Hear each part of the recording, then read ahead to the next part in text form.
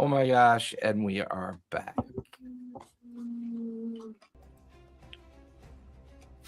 So, where we last left off.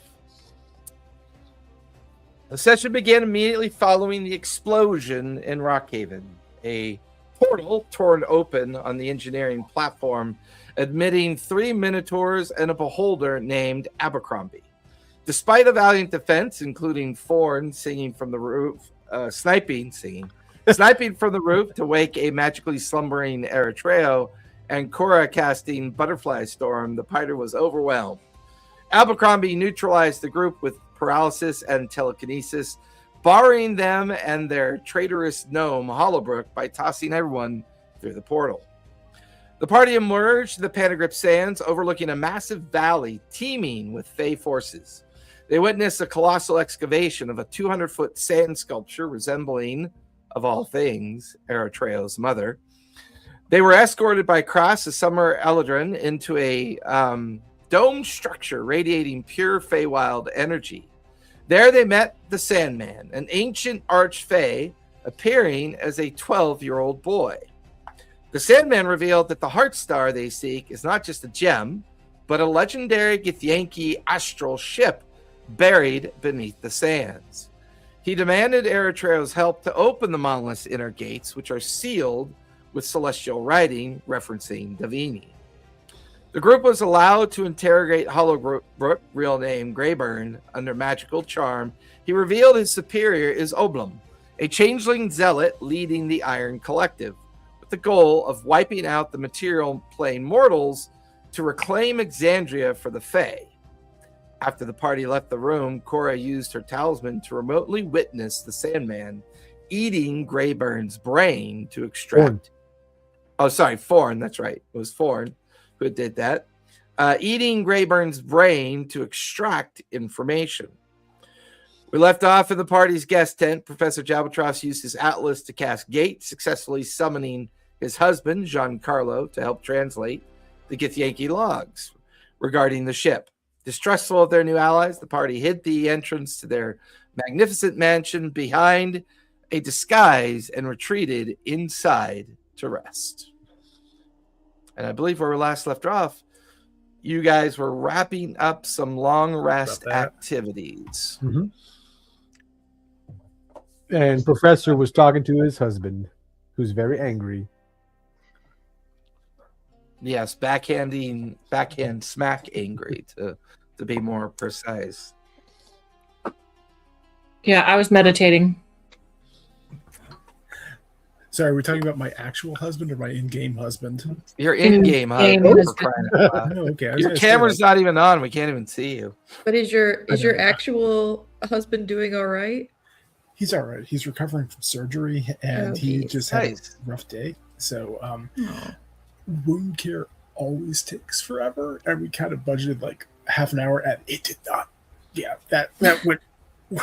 That came and went. I'm on my laptop, so I can try to be less of a dick to him. But yeah, so no camera, especially because I'm a sweaty mess right now.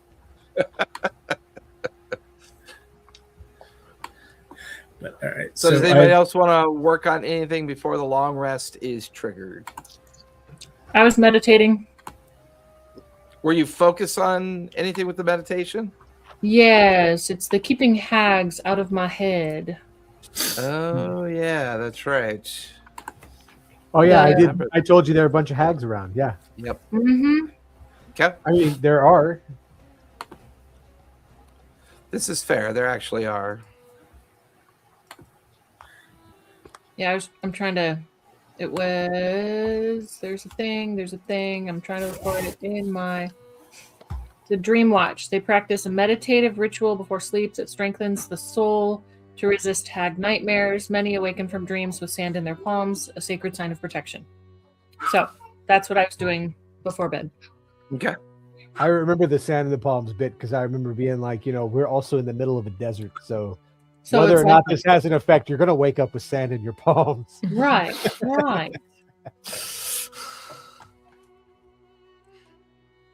So everyone go ahead and trigger off a long rest. Nice. That has to be like the least amount of sessions from long rest to long rest. Seriously. In a very long time. Yeah, it's like I don't even feel like I need it right now.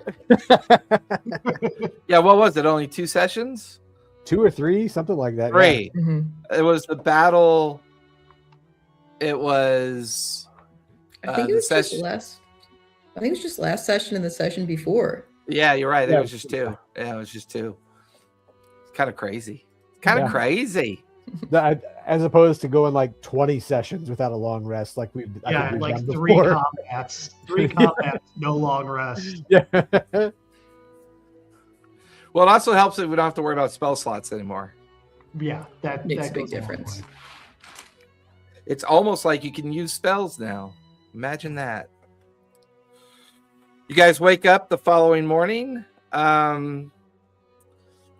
Cora, give me a nature check, if you would, please. Oh dear. Okay, nature. What is my nature? My nature is okay. Which dice is going to be nice to me today? Okay. Well, it's not all that nice to me. That's an 11. 11? Okay. I think also I had suggested we went to sleep early. Like it was mid-afternoon, and I was like, let's sleep now so when we wake up, we can beat everybody down to this. Well, yeah, because Area didn't we around want to? Yeah, we wanted to sneak We in. wanted to sneak some I stuff. don't trust Yep. Abercrombie. Yeah. The biggest kicker is I don't trust Abercrombie. Or Well, well, Abercrombie? I don't trust Abercrombie either, but I don't trust the Sandman. Sandman just ate that guy's brain. He Uh-huh. knows everything that we talked about in front of that guy. But not the stuff where we put our hands over that guy's ears and said, no, no, no, no, no, no, no, what we were talking about. Oh, really? We don't know. Yes, we do. No, we don't.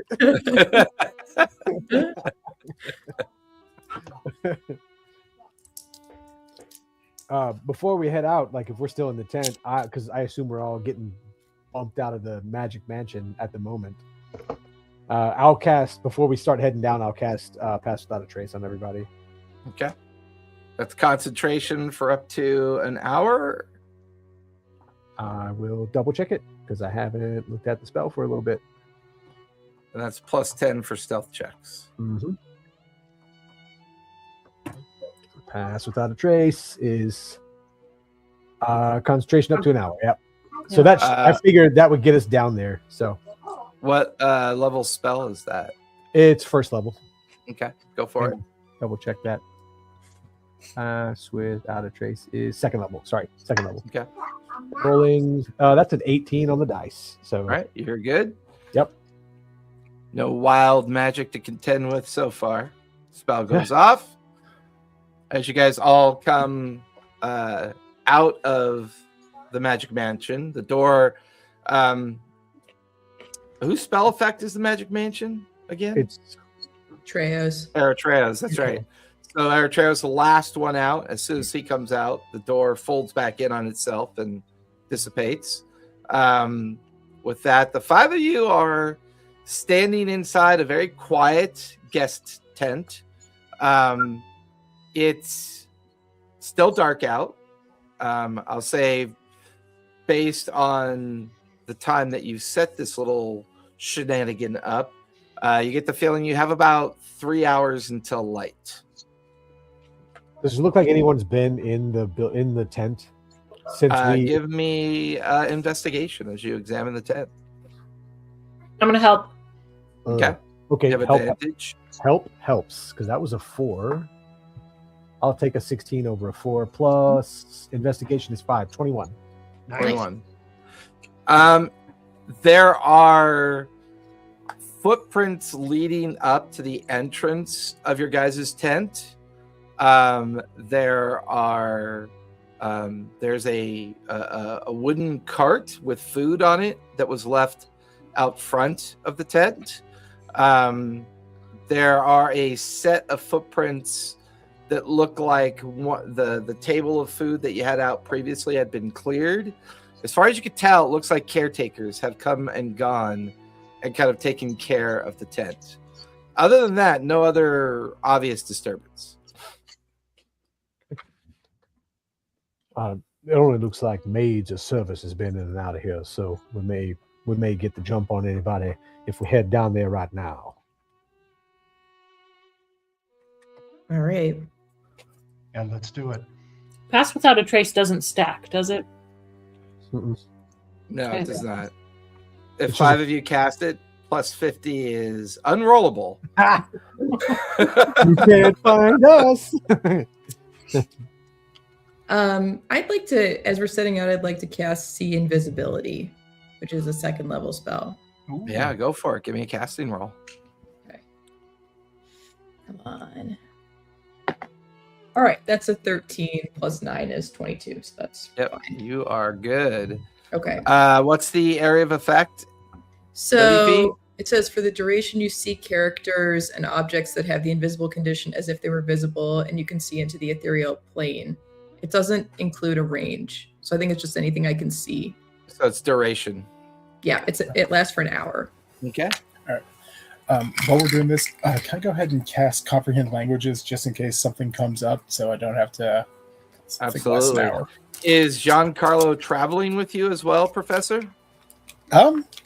Sure, why not? Or is he staying behind in the guest tent? Let's say he's coming with. Okay. Why not? I mean, if we are going after the airship, right? The Yeah. okay, I don't have- The spaceship. Well, whatever's in that base of that statue, yeah. Yeah. All right, because he is an astral pirate. So if anybody don't know how to pirate, let me roll to see if I cast this. Okay, it's like a 27, so I Yep, passed that. you're good. All right. Some epic spellcasting rolls already tonight. Mhm. That means you guys are all overdue. No, except Eric Well, Trey we- hasn't rolled yet. I mean, we gotta Yeah, wait it's just till- like, You don't deal with Not me. me.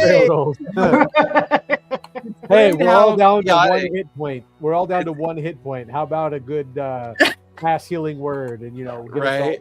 No, that's Funny all is- good. with how chaotic divinity is in Exandria now, it's kind of apropos that Eritrea's wild magic rolls get a little bit chaotic from time to That time. is like a fun little like lore, like created lore to it. Like my Yeah. so much because the gods are in chaos. I love it.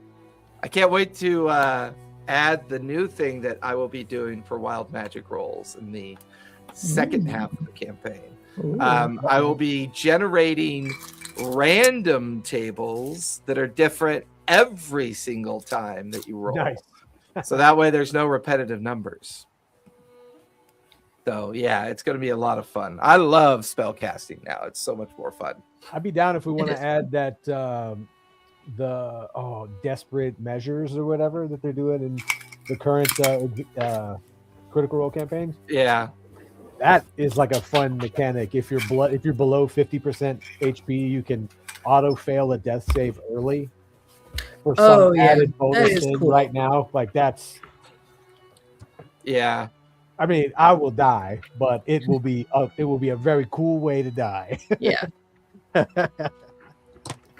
As the 6 of you make your way towards the entrance of the tent, and you are being stealthy, so everyone go ahead and give me a group stealth check. And you have a plus 10. Yep. That's a 39. Holy cow. Oh. I rolled a 2, so I got a 13. I love it. My 39 weighs you up a little bit. So. Yeah, a little bit. I got a 21, even rolling with disadvantage. So Nice. that was pretty helpful. Nice. Is that with your plus 10? That's with the plus 10, yeah. So you rolled 11. Gotcha. Or you Yeah. rolled I a... rolled a 9, and I have Nine. a plus 2 to stealth. Cora, what'd you get? 35. 35. Damn Rangers. Professor, what'd you get? 21. Ah, the Paladin two paladins. twins. Yeah, paladin twins. Yeah. Eric, go ahead and roll for Giancarlo as well, if you would. Sorry. I can hear Sebastian. It's so funny. He's playing at his Lego table. Professor, did you hear me? No, I'm the good guy. I did. I just have my little dice rolling thing like right by my face, so I didn't want it to be Gotcha. real loud. It's a 26. 26. That is a very stealthy flamingo. For the detect invisibility, so far you see no sign of anything that sticks out. No scry attempt, no invisible figures, nothing, no invisible objects as all of you begin to stealth towards the entrance of your tent. And then you cast a long eye in the direction of where the obelisk, the 200-foot long obelisk, lies on the ground, scaffolding covered. The majority of the activity seems to be at the base of the exposed part of the obelisk that is lying on its side. There are small groups of foot patrols with lanterns kind of coursing through and in and out of the many different camps and pavilions that are kind of set up everywhere. But their timing makes it quite easy for the six of you to gradually move from cover of a wagon, from the cover of an air skiff, a series of crates and barrels stacked up. Takes you 15 minutes to kind of navigate through all that. There's that moment in time where Eritrea goes to stand up really quick to follow Forn across the open space. And as Eritrea goes to stand up, he doesn't see something overhanging his head, but at the last minute, Forn grabs onto it and moves it out of the way to prevent him from making that little bit of noise. And you guys continue to stealth towards the base of the obelisk. Near the edge of the base of the obelisk, there's surprisingly no guards. There is what feels like a little bit of scaffolding that's been taken down. The sand has all been excavated out into a big kind of pile, and there's these wooden steps that lead down into the base of the exposed obelisk. And from your vantage point, you can see a lot of equipment and material that's been staged for use. You can see an open, it looks like maybe a 20-foot wide door that's been exposed. The doors have been taken off, and it looks like there's a clear path into the entrance of the open doors. There's a feeling, Melody, give me perception with advantage. All right. Oh, nat 20 plus a 4 is 24. Nice. You can see, perched up on top of a series of crates, the outline of a creature. It's currently invisible. It's got long, thin wings. It's got a strange-looking, bulbous-like nose. It's got like a leathery hue to it. While it's invisible, you can kind of see. You'd be familiar with this creature because you've seen this kind of creature before. It's an imp. But it is completely invisible. And it seems to be keeping an eye on the entranceway going in and out of the base of the obelisk. The other thing you notice is that at some point, the base and the obelisk were a single piece together. There was this large statue that would have, been up in the air, but for whatever reason, the statue portion of the obelisk has cracked and fallen over onto its side, while the obelisk base remains like flat and in place. So kind of like if someone had bumped over the Statue of Liberty, but left the base intact, and then the statue had fallen over. As far as you can tell, that's the only thing you notice is this invisible imp, maybe about 2 feet tall, blue reddish in color, and they just seem to be perched on top of a series of crates, looking down in the direction of the entrance into the obelisk. Shoot. I'll message the rest of the group. I see something like an invisible imp, kind of red and blue, and like kind of like chubby. Like just sitting and watching the entrance. I think either he's posted here by the Sandman or someone else is monitoring this area. He's looking in our direction or in the direction of the obelisk. I think he's looking at the entrance, right? He's like monitoring the entrance. Yeah, he's like in the direction of the entrance. Does he look angry or anything, or like He's does just- he seem defensive, or is he just kind of? What's your passive insight, Melody? 16. That's pretty good. He looks like he's anxiously waiting. Okay. He actually looks kind of nervous, to be honest. Like he's waiting for someone or something. Can we tempt him with some food? Like, can someone throw a chicken bone the other way or something?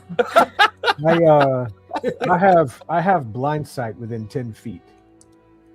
So I would like say up in the air on a building. if you let me know where he is, if I theoretically he's about 60 feet away. At the end of the wooden stairs that lead down towards the entrance, there's a stack of crates to the right side of the entrance. So he's about 60 feet away and about 12 feet up in the air, perched up on those crates. I'll describe his location to you. Yep. But he's far.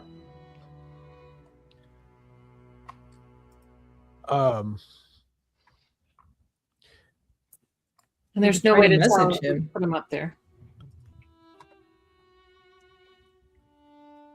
He's not like wearing any particular outfit or something that He's not Oh, wearing no, Does he seem? he is in his sign on his back that says "I belong to the Sandman." yeah. he is in his true imp form.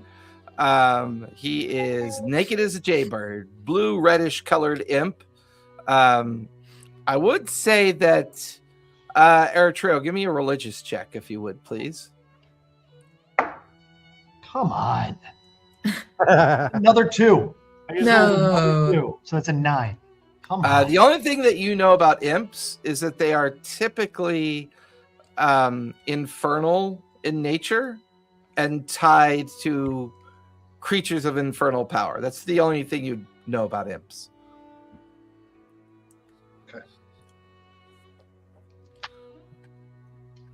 Should I message him in sort of a spooky demon voice and ask him if there's any progress on his watch? Could if we do that, what if we can get me closer to him? So if I'm closer to him, if it goes to do something, I can react to it. I'm worried that if we message him and he immediately starts moving, that that could set off. Yeah, I just don't want him to ever know that we're here. So if you're planning to take him out, you got to do it like, boom. How easy is it to take out? How easy is it to take out an imp? It looks squishy. They look squishy. That's assuming it's actually an imp. I mean, I guess I don't have true sight, but I'm seeing he could be invisible and disguised. Right? It seems like overkill, but it's possible. Would you Maybe it's just consider- enough kill. Would you consider an imp humanoid, or is it like a monster? Imps, I believe, are considered creatures, infernal creatures. So I was going to try to paralyze him with hold person if he was. I don't think that'd work. They are tiny fiends. Okay. Yes, thank you. They are considered fiends. Can you put him to? Do you have? Could you put him to sleep? You have to see him. Oh, you might have to see him. What if you cast silence? What if you cast silence around the box? Like What if he just messages his boss then? Yeah.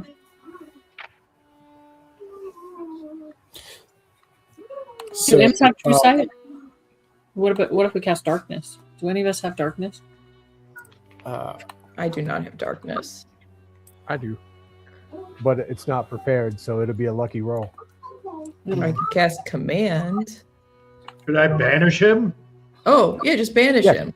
That would But be great. he has to be able to see him though. Well, Do what I if someone smacks him so he becomes invisible, and then someone. Can we throw like some dust on him so I can see the general appearance of him? Like Someone fairy could do. fire. Yeah. Throw a cloak over him so he looks like one of those old school. Fairy fire. If he fails the save, fairy fire would work, but it hits a save. So So another thing I can do is I have multiple. They're not really area of effect spells, but they have like a cone. So as long as I can get within about 5 feet, and he's fairly squishy. But this is. I don't know. You can't really cast spells non-lethally, can you? That's pretty much just physical attacks. Yeah, it's very hard to cast a non-lethal spell. I mean, Yeah. I cast the magic missile non-lethally. I don't. Yeah. That's a tough one. Well, I only want to hit them with one, but how about we don't even know if this is a bad guy? How about what if I just charm him? Oh, okay. Yeah, that's I right. think charm would work. Okay. And Melody, charm work you don't on a fiend? you don't see anyone So else. not. Any other invisible creatures or anything? I don't see. He's the only guy I see. He looks like he's waiting for something. Probably waiting for us so he can follow us in and then ambush us. It's probably actually the Sandman hidden as an imp. I like the charm idea. You know. I like the charm idea. Okay. So if I'm gonna do that, I have to creep. You said he's about 60 feet away, actually. 60 feet away. Oh, Yep. perfect. Oh no, I have to be within 30 feet. So I'm gonna have to creep 30 feet forward. I'll Alright, go go with you. Yeah. Okay. Go ahead and You go ahead get and give what me you a, can a fresh stealth check. You have the +10. Okay. And Thorn's going with you. I still have to roll with disadvantage.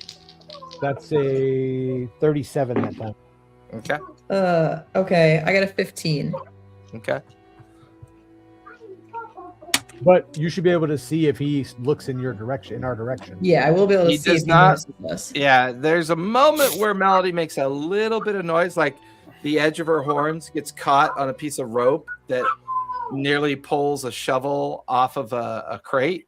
And you grab the shovel before it falls, and then you silently help Melody get that extra few feet closer.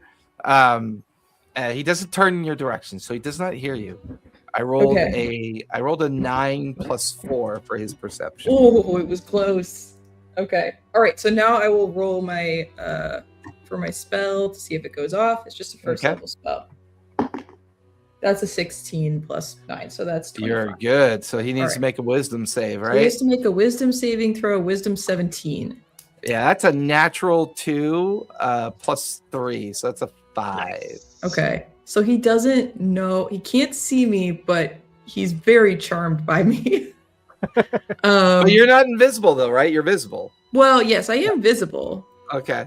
So what you see happen is you notice his invisibility falls away, and he like gets up on his hinds and looks, and he gets this creepy smile on his face, and he crawls down the crates, crawls over to you, and he crawls up onto your shoulder and into your horns, and he's holding onto your horns, and he's just like, I don't know why, but I think I'm in love with you. Hello, Oh. where have you been? Oh my god, so nice to meet you. Who are you? I am Meffel. Meffel. Yeah, Where does Meffel. that That's does my that name come for. from? It's my master gave it to me, of course. Oh, your master. Who's your Yeah. master? Well, he's inside the chamber looking for something. Oh, really? No way.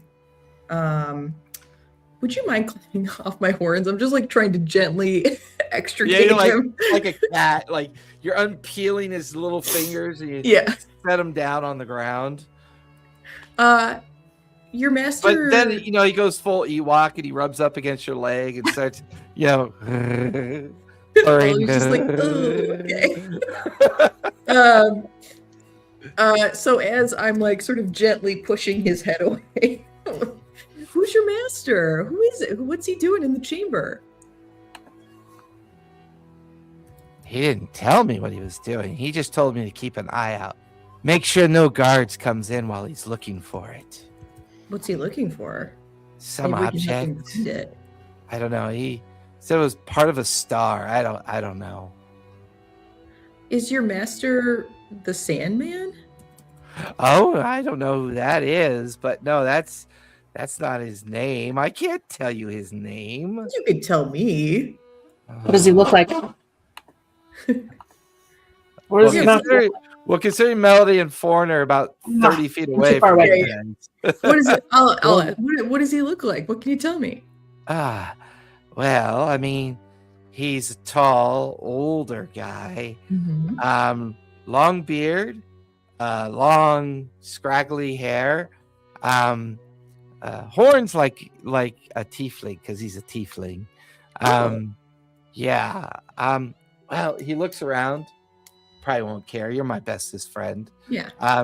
His name is Crick. Crick. Yeah, Crick. He goes by the nickname Old Bones. And you're just kind of like sitting out here keeping watch for him, huh? Yeah, he said if anyone comes along who's not my friend, which of course you're my friend, yeah, I should immediately you see, and he holds up his arm and there's a emblem on his arm. I'm to run my nail through this emblem, and then it warns him that trouble's coming. Okay. Oh my gosh. Well, that sounds like such a good detection system. I'm gonna wave the other three up. Okay. Like while this is going on. The other four. Four, yeah. Yep. So, do you have to hang out here, or do you want to maybe like take a rest and we'll watch for you? Oh, that'd be great. You really are a good friend. I'd be more than happy. Yeah, of course. To take a rest. That would be excellent. Yeah. Yeah, it's no problem. Yeah, I mean, cool. Thank you. Well, like you guys keep an eye out, and I'll be right over there asleep amongst those pile of ropes. Okay, sounds perfect. And how much does this how long does this last for? An hour? It lasts for an hour, and it is not concentration. No, so it's not duration. Yeah. Let's just be snappy about this. How large is the thing that he could tear to alert his master? How like it's physically how big is on it? his arm? It's like the size of a small tattooed glyph. Like you look at it and you get the feeling that it's probably an alarm spell. You're fine. I had just misheard because I was gonna try to have Giancarlo do something because I thought it was separate from his body. So my bad. No, it's on his. Yeah, it's actually on his arm. So Forn was strongly considering just killing it. He seems sweet, though, to be honest. But if he kills the imp and the imp bamfs, does the person who cast the imp know that he bamfed? Give me an Arcana check. Okay. Oh, I don't think I'm going to know the answer to that. Look how cute he is! Come on, I can't kill this guy. Little scamp. I got a 5. You're not sure. Yeah. Yeah, you're not really sure. My dice don't like me today, apparently. That one's gone. Yeah, well, that's why I got you and Ryan side by side. You could be dice jail buddies. I mean, dice jail buddies. Go. I was go. going to powers cast, activate. I was going to cast silence on myself to shoot the imp. So he's sleeping. Yeah, he'll crawl out. He'll crawl away from your leg and he'll go crawl into that pile of ropes. And we're probably gonna have to kill this guy that's in the temple anyway. So you got a way to make him forget he saw us? No. Anybody? So while Forn's doing all this, all right. Giancarlo, I feel like at this point has just kind of gone up to him like, okay, well, nothing for it. And I think Giancarlo is just going to try to stab him or cut his throat with his scimitar. Why? He's asleep. He's a pirate. Yeah. Giancarlo is like a much less nice person than the professor. So Giancarlo's going to take out the imp. Yeah, he's gonna try to. It's pretty easy. I mean, he's only got like 2 hit points, so it's like It's relatively easy. Giancarlo heads over to the pile, pulls out his scimitar, and just plunges it in, and there's like a blue puff of blue energy, and he disappears. I really hope that didn't just give our presence away to whoever's inside here. Yeah, me too. I mean, if you would prefer, I could stay here, make my excuses. Perhaps I kicked him. I mean, how was I to know he was that weak? Oh my, we tripped over him and fell. He was literally invisible. I mean, I literally slipped, and my dagger, it went into a Parandian. Look, I ain't mad to kill him. My only hesitation to killing him was whether or not that alerted the fella inside. I really wish Giancarlo had magic missiles so he could say, "Fire the missile!" But I have He's dead.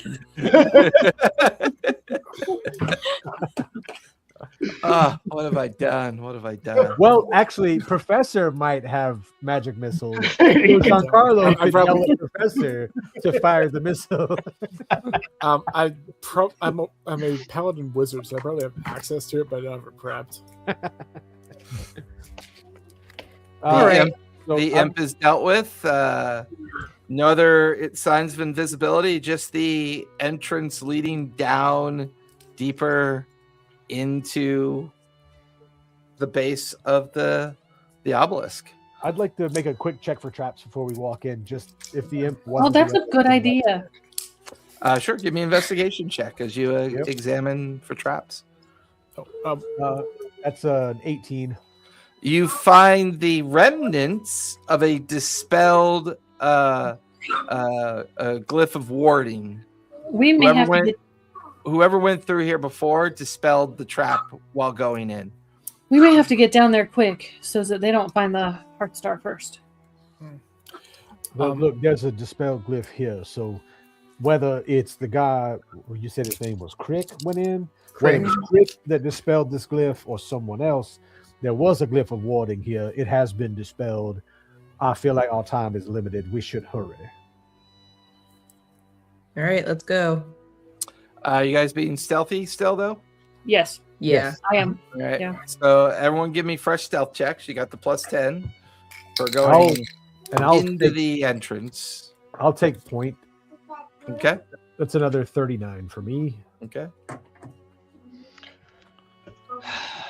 14. I rolled a 3.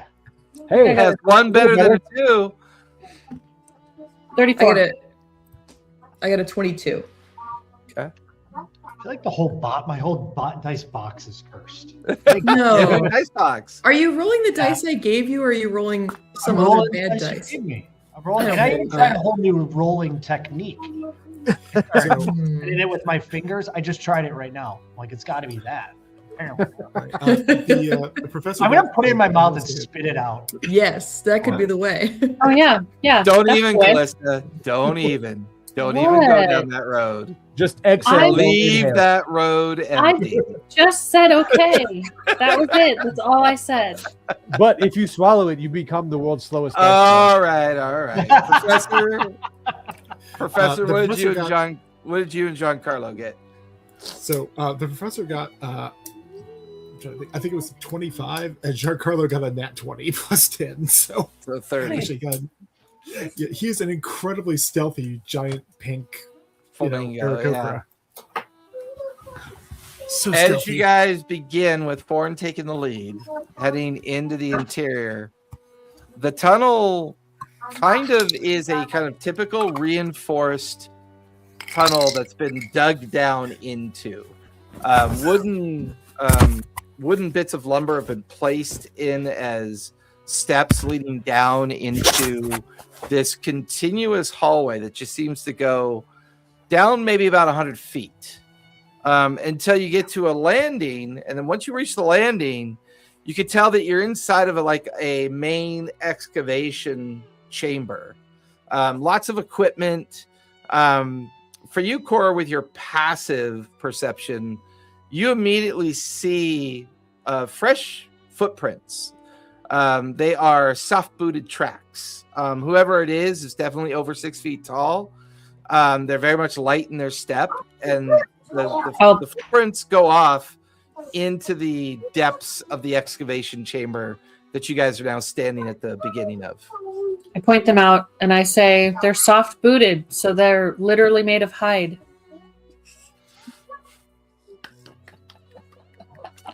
God, what was the fix for this? Oh yeah. No. Yeah. It doesn't have to be a lot. Nice, right? I'll indicate and point, the direction that they're going. Okay. And in this chamber, lots of heavy equipment, small cranes to lift small, like heavy loads. You see a lot of crates, barrels. There's a lot of active lanterns that are lit and actively illuminating this place. The chamber is maybe about 100 feet wide and looks like it goes about 150 to 200 feet deep. But then it's just deep enough that it's dark at the opposite end, so you can't really see much beyond that edge. Most of that edge of that room or that part of the chamber is kind of like in shadow. Does it feel like these are passages that were created by this new group, the Sandman's group, or does it feel like these were existing passages within the this feels like this is part of the excavation. It's all brand new, reinforced timber, reinforced stone. It looks like all they did was just like this was all buried in sand at this point. You get the feeling that you haven't quite reached the true entrance of the base of the obelisk yet, because the outside, while it looked like maybe you get there quickly, begin to realize that you're kind of winding through a lot of sand tunnels that were emptied and excavated out. But based on how deep and how far you've come, you get the feeling that the entrance to the base of the obelisk is at the end of this chamber. It kind of makes sense that this is all the excavation equipment that they've been using to kind of hollow out this space to do their work.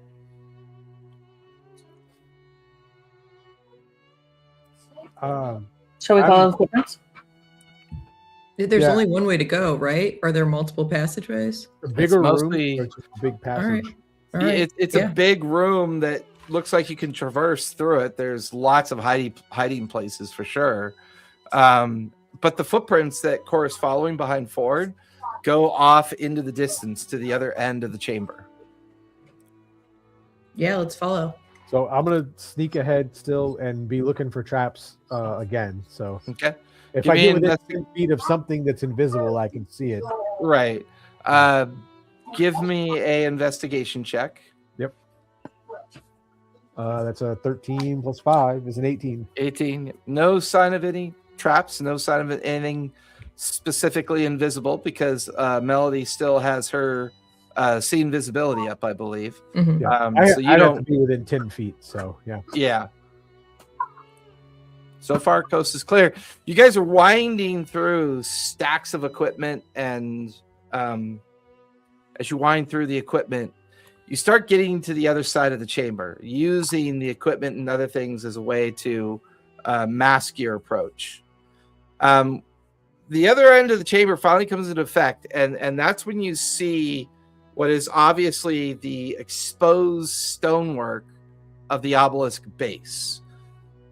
Against that, you could see 2 brass doors.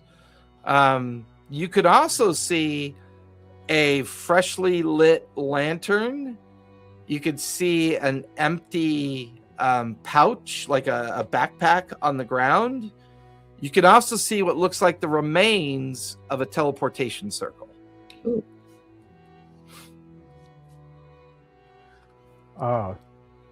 Any one of y'all can read this? Professor? He went to the bathroom real quick. What type of reading is He teleported? He's not even there? They're at the door, and then that's it? What were you saying, Ryan? What type of writing is it? What language? It's in common. It's common arcane language. You could easily tell that it is the remains of a teleportation circle. I'm gonna rifle through the bag. The bag is empty. Shit. Does it seem like someone's gone through this door recently? Is the door closed? Or 2 doors. Door is closed. Yeah, there's 2 doors. 2 doors. They are gotcha. solid brass doors.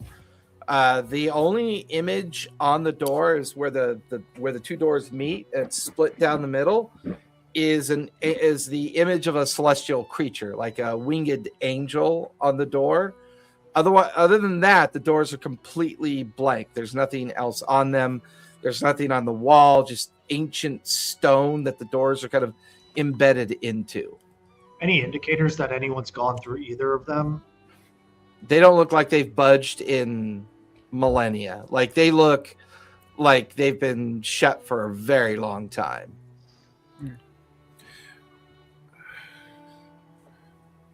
Huh. Is this like, are you getting any vibes, Treo? Is this triggering anything for you? This is like your mom's statue, right? Yeah, do I feel anything around this? Any arcane energy? Any? It is surprisingly quiet. Professor, you and your extensive studies, have you known anything about this creature you see on the in between the doors? Have you read about anything like this? Can I do a history check on that or investigation? Sure. For Give me, Jean-Paul, give me a history check. All right, I'm gonna roll for both, but Professor got 22. Yeah, 22. And go ahead. Oh, I was just gonna say, like, depending on what he knows. No, I was gonna have John Professor Carlo. knows what this is. This is what's called a celestial mark. This is a brand that you would see put on burial chambers for creatures of celestial heritage, or maybe even entities that believed in celestial existence.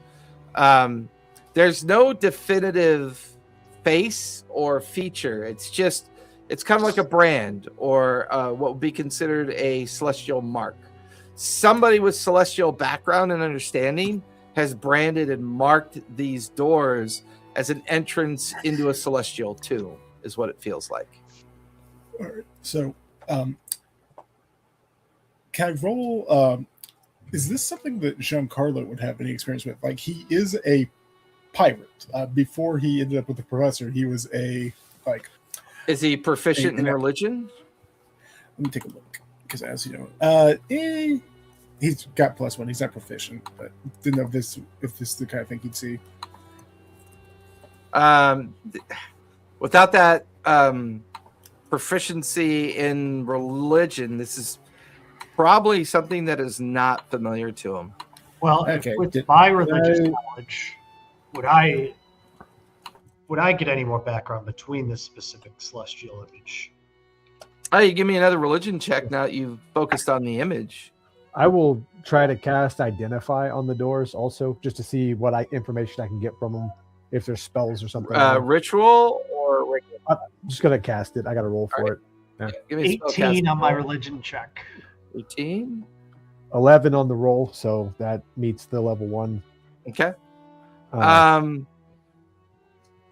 This image interpretation, Eritrea, you've seen it in your studies before. It is directly tied into the idea of traveling to the celestial plane. This branding is a brand of the celestial plane. If something's buried here or something's here, this represents that this might be an actual gateway to the celestial planes as well. I convey that to the group. Okay.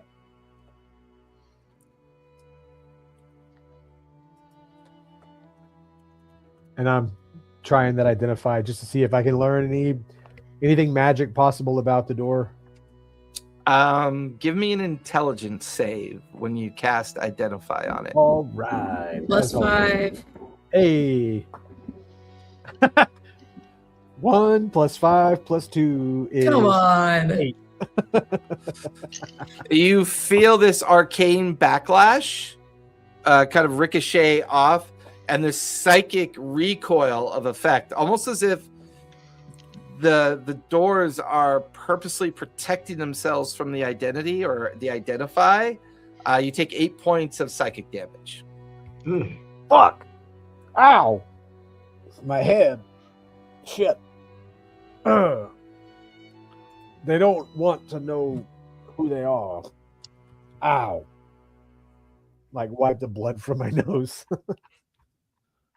If this is really a door to the celestial plane, I don't think we want to open it, right? Is this kind of the end of the line to this tunnel? Yep. There doesn't seem to be any other way to go. Yeah.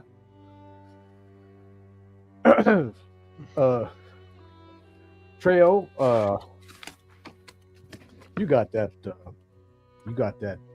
bird in you, right? Why don't you have a go with that door? All right.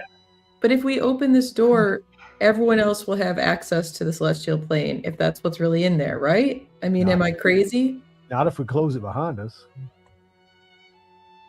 Right. But why would we even bother to open it at all? So we could get the heart star, maybe? If it's in there. Can I actually see if I can scry on Crick based on the knowledge we learned about him? You have his bag. Or whoever this person was bag. You know, and like we have some knowledge of him. We don't know exactly where he is, but I'd like to try to scry at him to see if what direction he went and where he potentially is. Yeah, give me a spellcasting roll. Yep. And if you have an article that person owned, you can scry on them, right? So Yeah.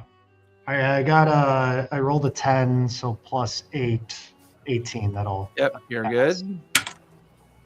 You feel yourself be going into your scry effect, and you focus on who you believe this person to be by using the leather bag that's empty as an anchor.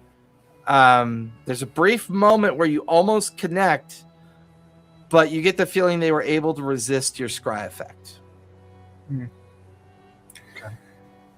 So, one of the things I would seek assistance on this, but I feel like the professor is a bit emboldened considering it worked last time. Are any of you more proficient at spellcasting than I am? I could attempt to cast another gate and link us directly to the Heart Star, and just have us bypass all of this. But that's going to be taxing. I don't think it works that way, Professor. Yeah, Isn't can it you summon a creature? to some place you've never I'll show been you, before or seen? Here's the literal text. I'll post it in there. You conjure a portal linking an unoccupied space you can see within range to a precise location on a different plane of existence. Like you can, what I did with Giancarlo is I can speak a name and bring someone there, but it just says a It precise. doesn't let you location. go in though. It's only stuff can come out.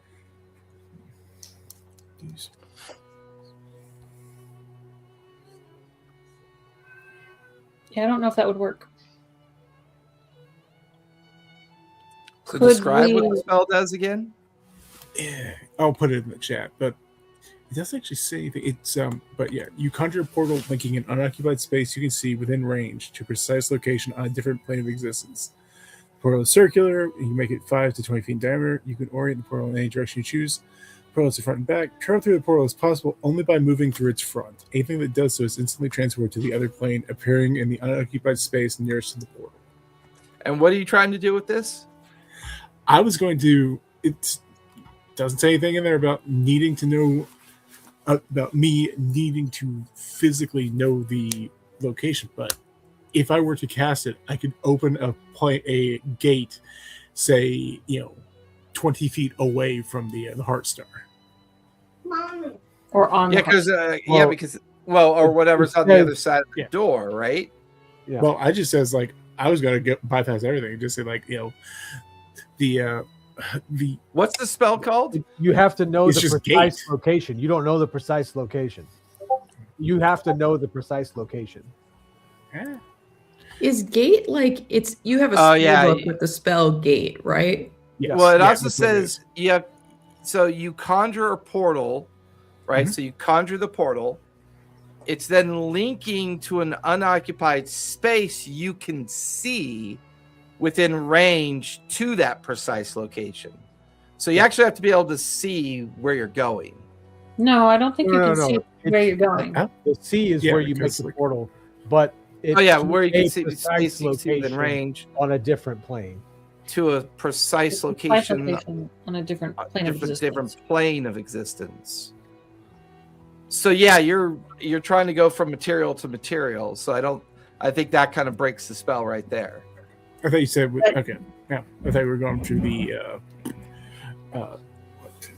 Oh, Well, Celestial I've described the image and the image on the door as an image that could potentially represent traveling or being connected to the plane of celestial existence. Doesn't necessarily mean that's what the door is designed to do. It's just that the image describes that. So either these doors do that when opened, or maybe there's something on the other side of these doors that represents that possibility. I get you. The fact that So there's again, I mean, we have. Hey, one, I'm all up for you trying to roll a 19 or higher, but you know. We do have one very celestial fella in our group here that seems like he would be the right guy to open the gate. I understand that we went to these other temples before and things didn't quite work out for us. This temple, at least. Or, did you tell us that this looks like your mom? Yes. Yeah, this temple's tied to something that looks like Eritreo's mom. So, who better to open these doors than? And we got time. Look, we put the door shut behind us. I can set a trap on it, lock it, whatever. All right, if we're gonna, Can Giancarlo stay behind and guard the door, and so someone can reopen it, and I got no somebody problem with stay that. behind. That's assuming he can open the door if you're not the only person that can open it. Excellent point. all right. Why don't we? Do you want to open the door? Yeah. Okay. Mellock.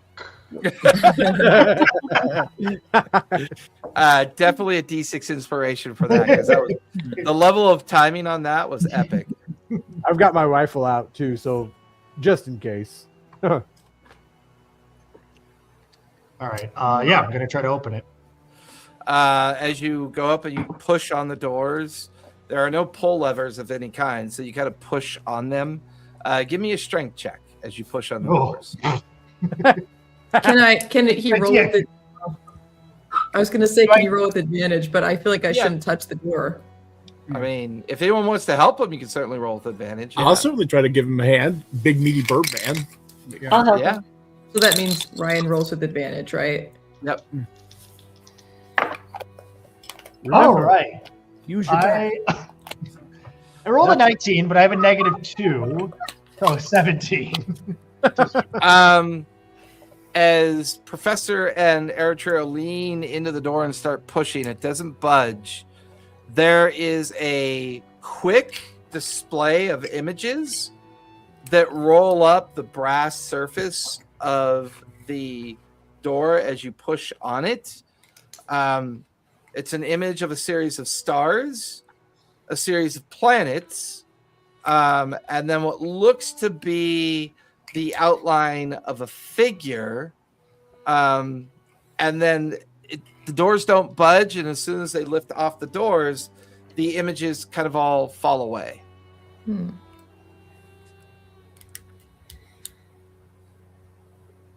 Were the stars and planets arranged in a particular way? Or are they stars that we recognize or planets that we recognize? Or that figure. Do we recognize the outline of that figure? Or, yeah, the figure. You can give me a history check on the figure. And someone give me an insight check on the stars and the planets.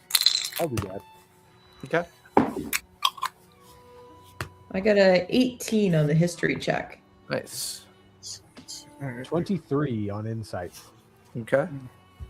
17 plus 6. The figure that you saw was definitely something that you would compare to the representation of a deity. Not a specific deity, because that part wasn't recognizable, but it definitely took on the idea of being a god. The stars and planets seem to represent, the stars seem to represent a possible place of existence, and the planets would represent celestial bodies. You get the feeling that the combination of these three might mean something that allows these doors to open. Since there's no hinge and no door handle or obvious place to try to open the door physically, whether by pushing or pulling, you get the feeling that some kind of auditory response or saying something to the door or physically interacting with the door a certain way might trigger it opening. So what constellations did it show?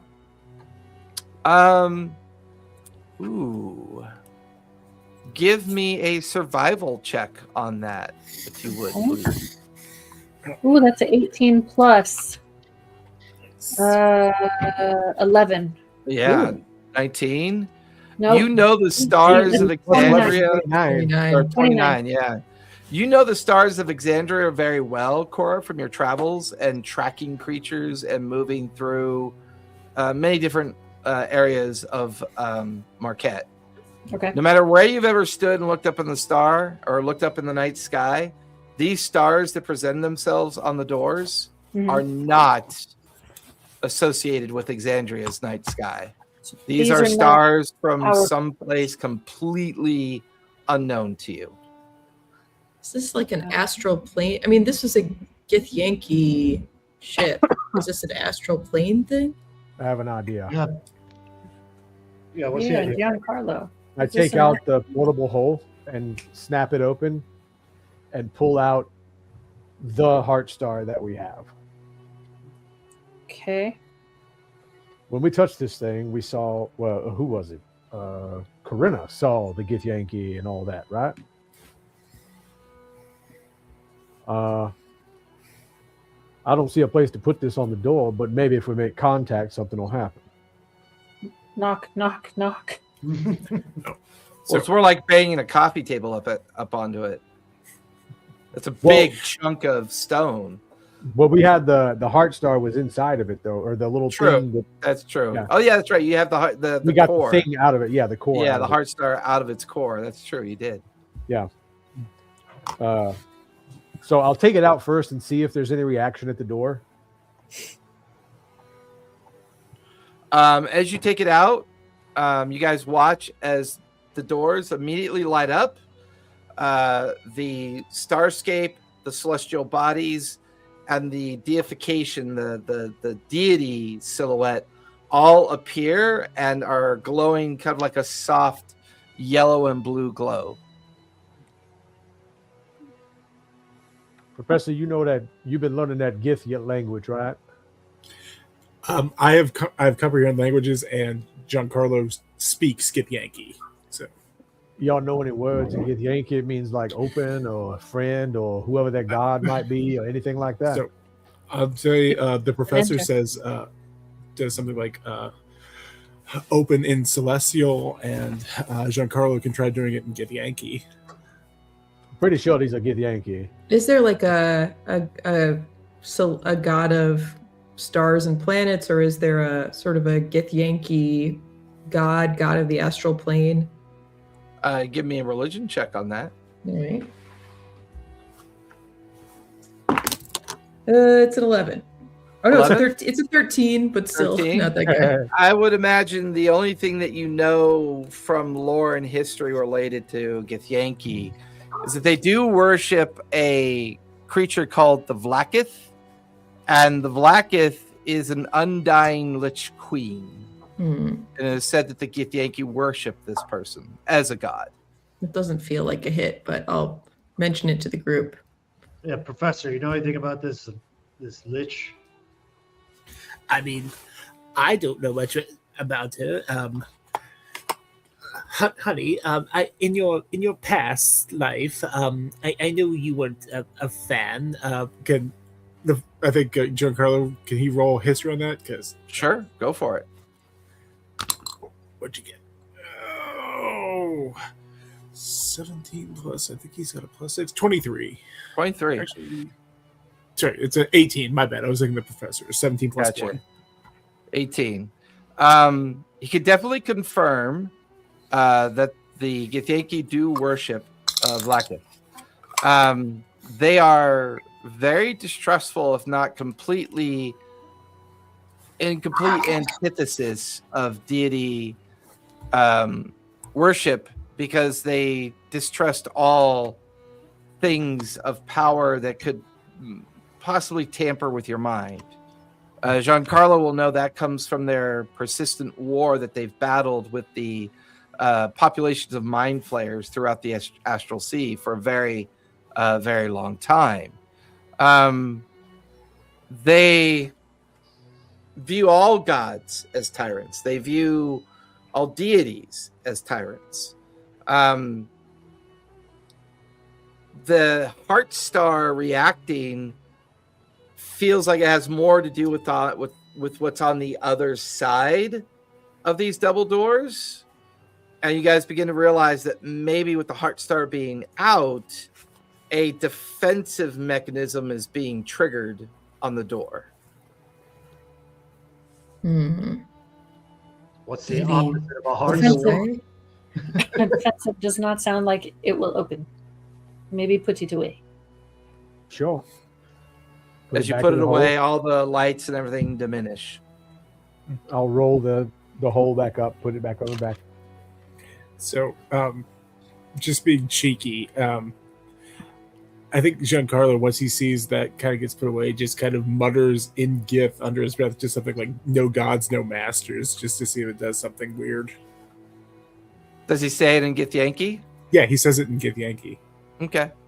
As he says it in Githyanki, the defensive nature of the door begins to activate, but because he only says a brief couple words, the door then deactivates.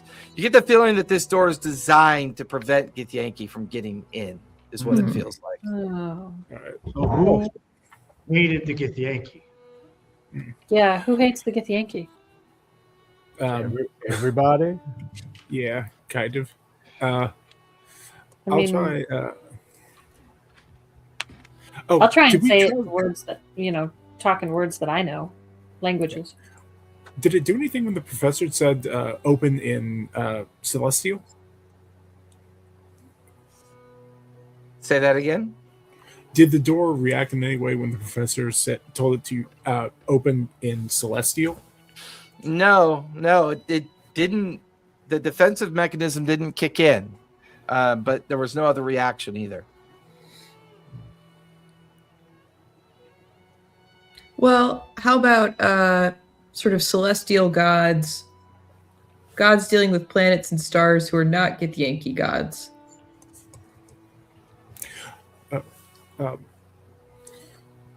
I don't know Celestial. I know Abyssal. Deities are out of my purview. So, What about Guys, Sarenrae? Yeah, I could contact Sarenrae or attempt to. I can try talking to Rimnus, see if he can tell us anything. Everybody give me a group insight check, because there's a lot of good ideas there. See, as a group, make this a group check. Sure. Insight. That's a nat 20 plus 6 is a 26. Okay, I got a 25. nice. Ooh, nat 20 for Giancarlo. So, Nice. You got a 26. 26. and the professor got a he has a 13 because he's got a -1. Okay.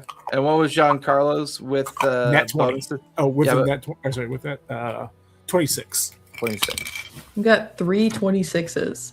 That's pretty crazy.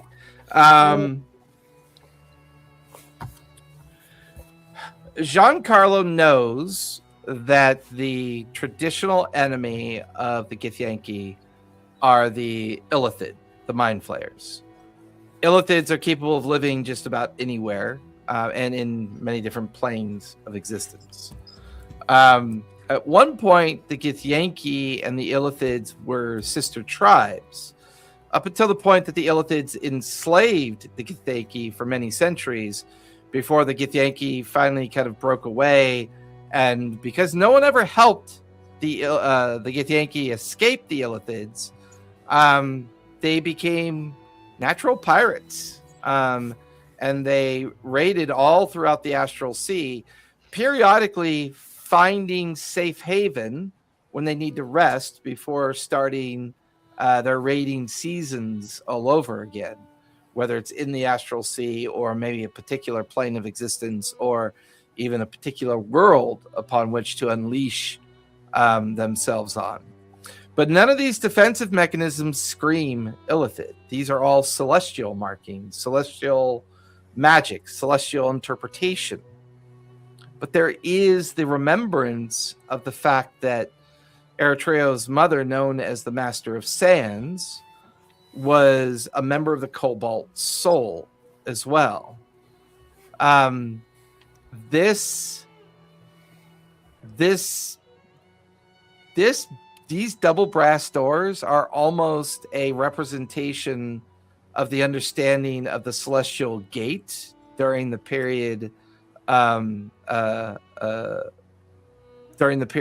when the gods had fled and sealed the Celestial Gate. You get the feeling that this defensive mechanism was set up around the same time that they fled. So it's quite possible naming the 9 prime deities may deactivate it and allow the doors to be opened. I think Eritrea should do it. I might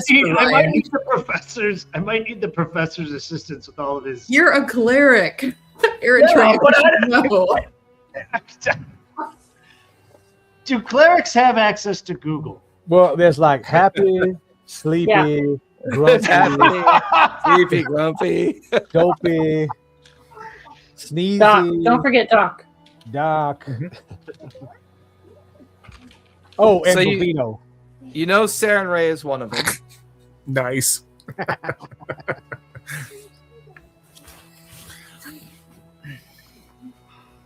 We know the Dawn Father. We met, well, what his name is, I don't know. I know about the Paylor. He goes by the name Paylor. Yeah. The Wild Mother? Wild Mother. To recall Melora. all that, can I like do a religion check to recall that? Yeah. Absolutely. All right, Alexa, I'm rolling a different die than the ones you gave me. Just What? not working today. I mean, I kind of feel like I don't know why you had to say that. Given to you by Alexa, just because Alexa, you can ask things, you know. And Yes. I rolled a 19 as a 12 plus 7. You guys Yay. watch as Eritrea approaches the door. First he says Avandra. Then he says Beomut, Corleone, Erithis, Ayun, Cord, Melora, Mordain, Paylor, the Raven Queen, Sarenrae, and Sahani. So as he goes through the list of all the deities, what he considers the prime deities, as he gets to the final prime deity, all of the brass doors light up, and you watch as the celestial brand lights up as well, and both doors then push inward. That wasn't so bad. All right, good thinking, everybody. Anyone behind us coming up? Anyone, you know, we're like... Can we disrupt this teleportation circle so no one could come through it again, or is it already disrupted? It's already used up. It's already been consumed. Okay. You get the feeling that Crick was here, probably realized his imp was destroyed, and then teleported out. That was my thought. We shouldn't have destroyed the imp. We could have caught Crick. I'm going to cast alarm Okay. on the ground in front of the doors, assuming we're going to close the doors behind us. Okay. Yeah. It's a first level spell, so I just need to roll a 10 or better. Roll a 10. Roll a 10 or better. No, that's a 4. What's your plus? For Ranger, it's not a prepared spell, so +1 is a 5.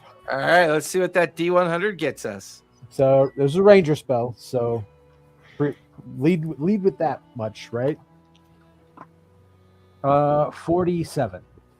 47. You get sucked into the doors and thrown into a parallel universe. And what spell were you casting? I was casting Alarm. Alarm. The spell goes off. To your surprise, no immediate detriment to the effect. Nothing that we can see. I don't like that. No, I don't like that either. I will tell my not familiar, the Homunculus? my homunculus to hang out in the shadows here as well. Okay. As we go inside. Let's go inside. Go. We have everything. We didn't leave anything. I brought the hole is on my back, so. All right. Once more into the breach. Close the doors behind us after we get in. Are we able to? Certainly try. Well, I'm going to try to close the doors after we get in. As What all does of the you, portal look like? What does it look like through the door? as doors were pushed inward, there's a few feet of stony surface leading into the space, but that's when you realize all the space in front of you is a almost impenetrable magical darkness.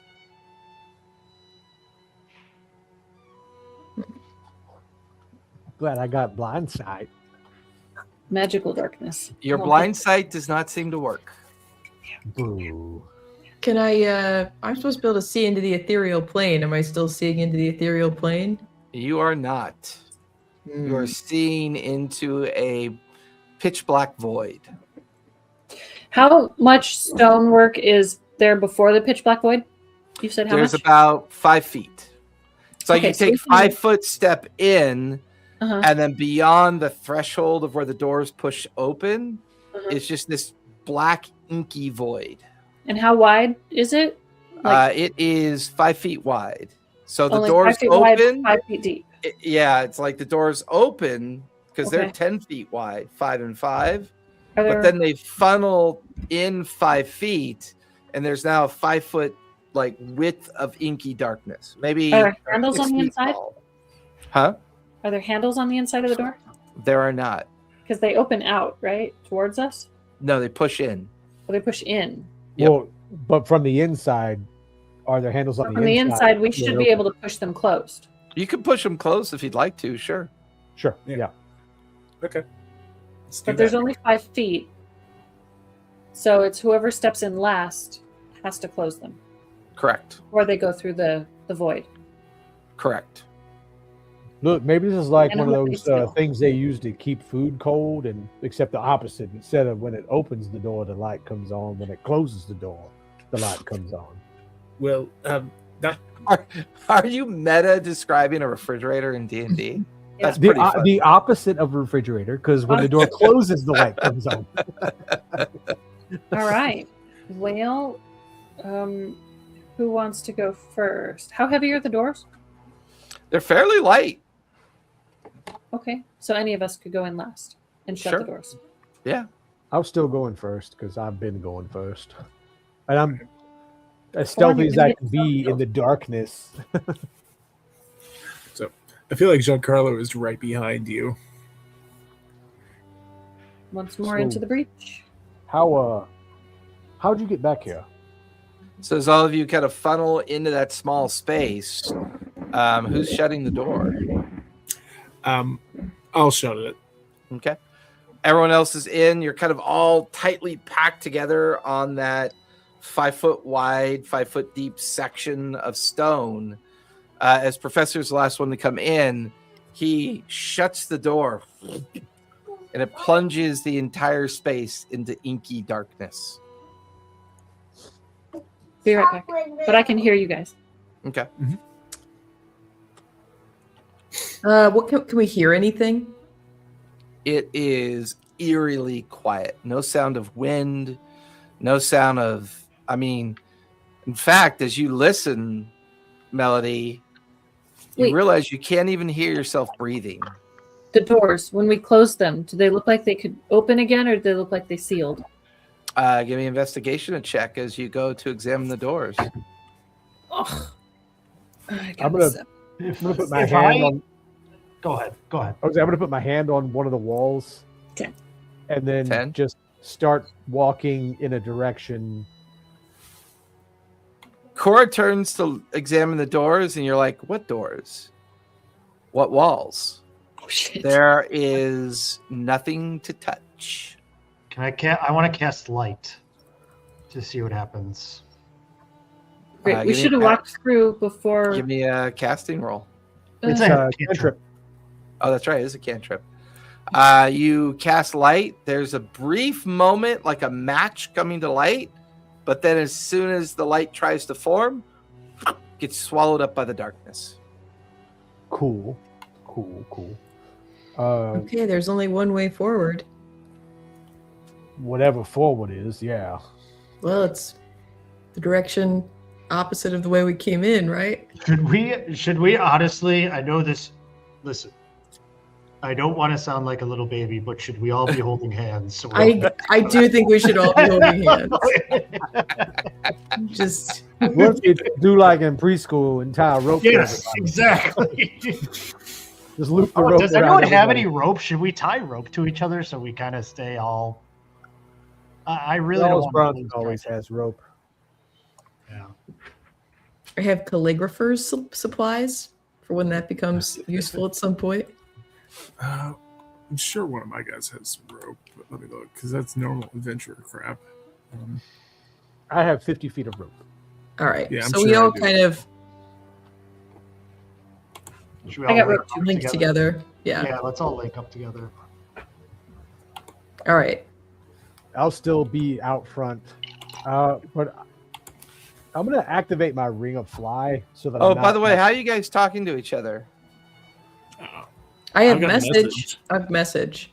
Because we can't hear Okay. anything. Does that work? I can't hear anything because you guys turn to like try to have this conversation, and your voices make no sound. All right. Oh, jeez. Oh, But shit. but does message work? That doesn't require verbal. It's just semantic and material. It's a cantrip. Who are you trying to message? A creature within range, which is 120 feet. Foreign can't or see any of Eritrea? Who you trying to message? Well, You guys if can it's- see each other, but that's about all you can see. It's We a, can see and we it's a can feel cantrip, each other. so presumably I can just be messaging everyone back and forth. Yeah. Suddenly, you guys realize that you couldn't hear each other talk to each other, and now you can hear Melody messaging you in your heads. And If we say the names again, does the door open? The doors do not open. Okay. Cool. all right, so we've coordinated through message discussion. We have a rope connecting us all. Let's walk away from the place the doors were. Eritrea's trying to thumb us all. No, I'm trying to fix Trying the to get his camera. camera Focus. focused. He's like, I'm There squishing you your head, I'm squishing your head, I'm squishing I'll your head. start. Okay, good. There I'll you go. start walking in a direction opposite of the group. So, assuming the last person that came in is closest to the doors, so I'm walking in opposite direction. with And the- you with find the your lead of you the like rope. you walk in the opposite direction, and then everyone's confused because then you come from behind them and walk through them. Wait, walk through them? Like through us? Yeah, As like if you we went were like forward. on a circle. Yeah, like he went forward, and then all of a sudden he walks right through all of you, like in between all of you.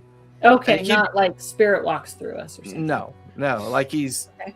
like he just came from behind you, but you saw him walk forward. What if you Is the take rope still attached? Rope is still attached, yeah. And the rope is still in front of us. We're in a heck of a knot. No, the rope is only in front of you because Foreign has moved past you. But now it's behind us too.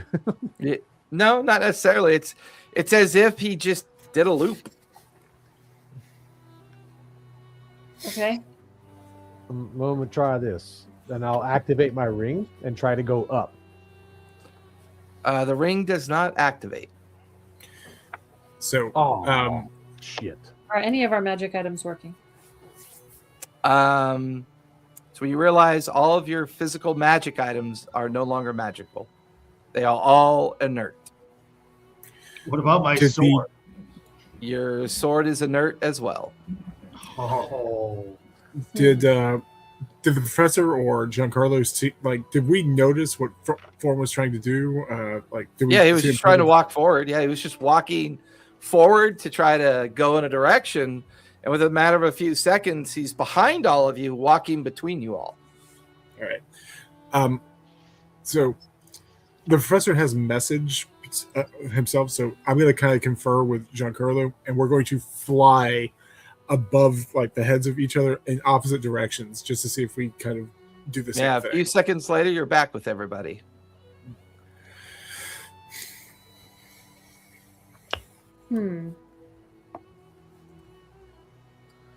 How do we get out of this pickle? Foreign's gonna sit down. Just like sit on the ground or whatever's beneath us. There's Is there nothing ground? beneath you. We're floating. we're standing on something. You believe you're standing on something because that's what you're thinking Oh, about. believe. What can we try to envision? I believe I'm going to find the door. Nothing. I believe I can fly. You watch Foreign start to fly. Oh, really? Yep, he starts flying slowly in what you believe to be upward, but as he flies upward, he suddenly reappears below you and flies like by you again, like a really bad TV that's, doing that up and down cycle. I believe there's a Githyanki ship called the Heartstar in front of me. Nothing happens. Damn it. Uh-oh. You glitched out there? Can that I worked. can How I did that work? think about how I want to find this heart star and start walking?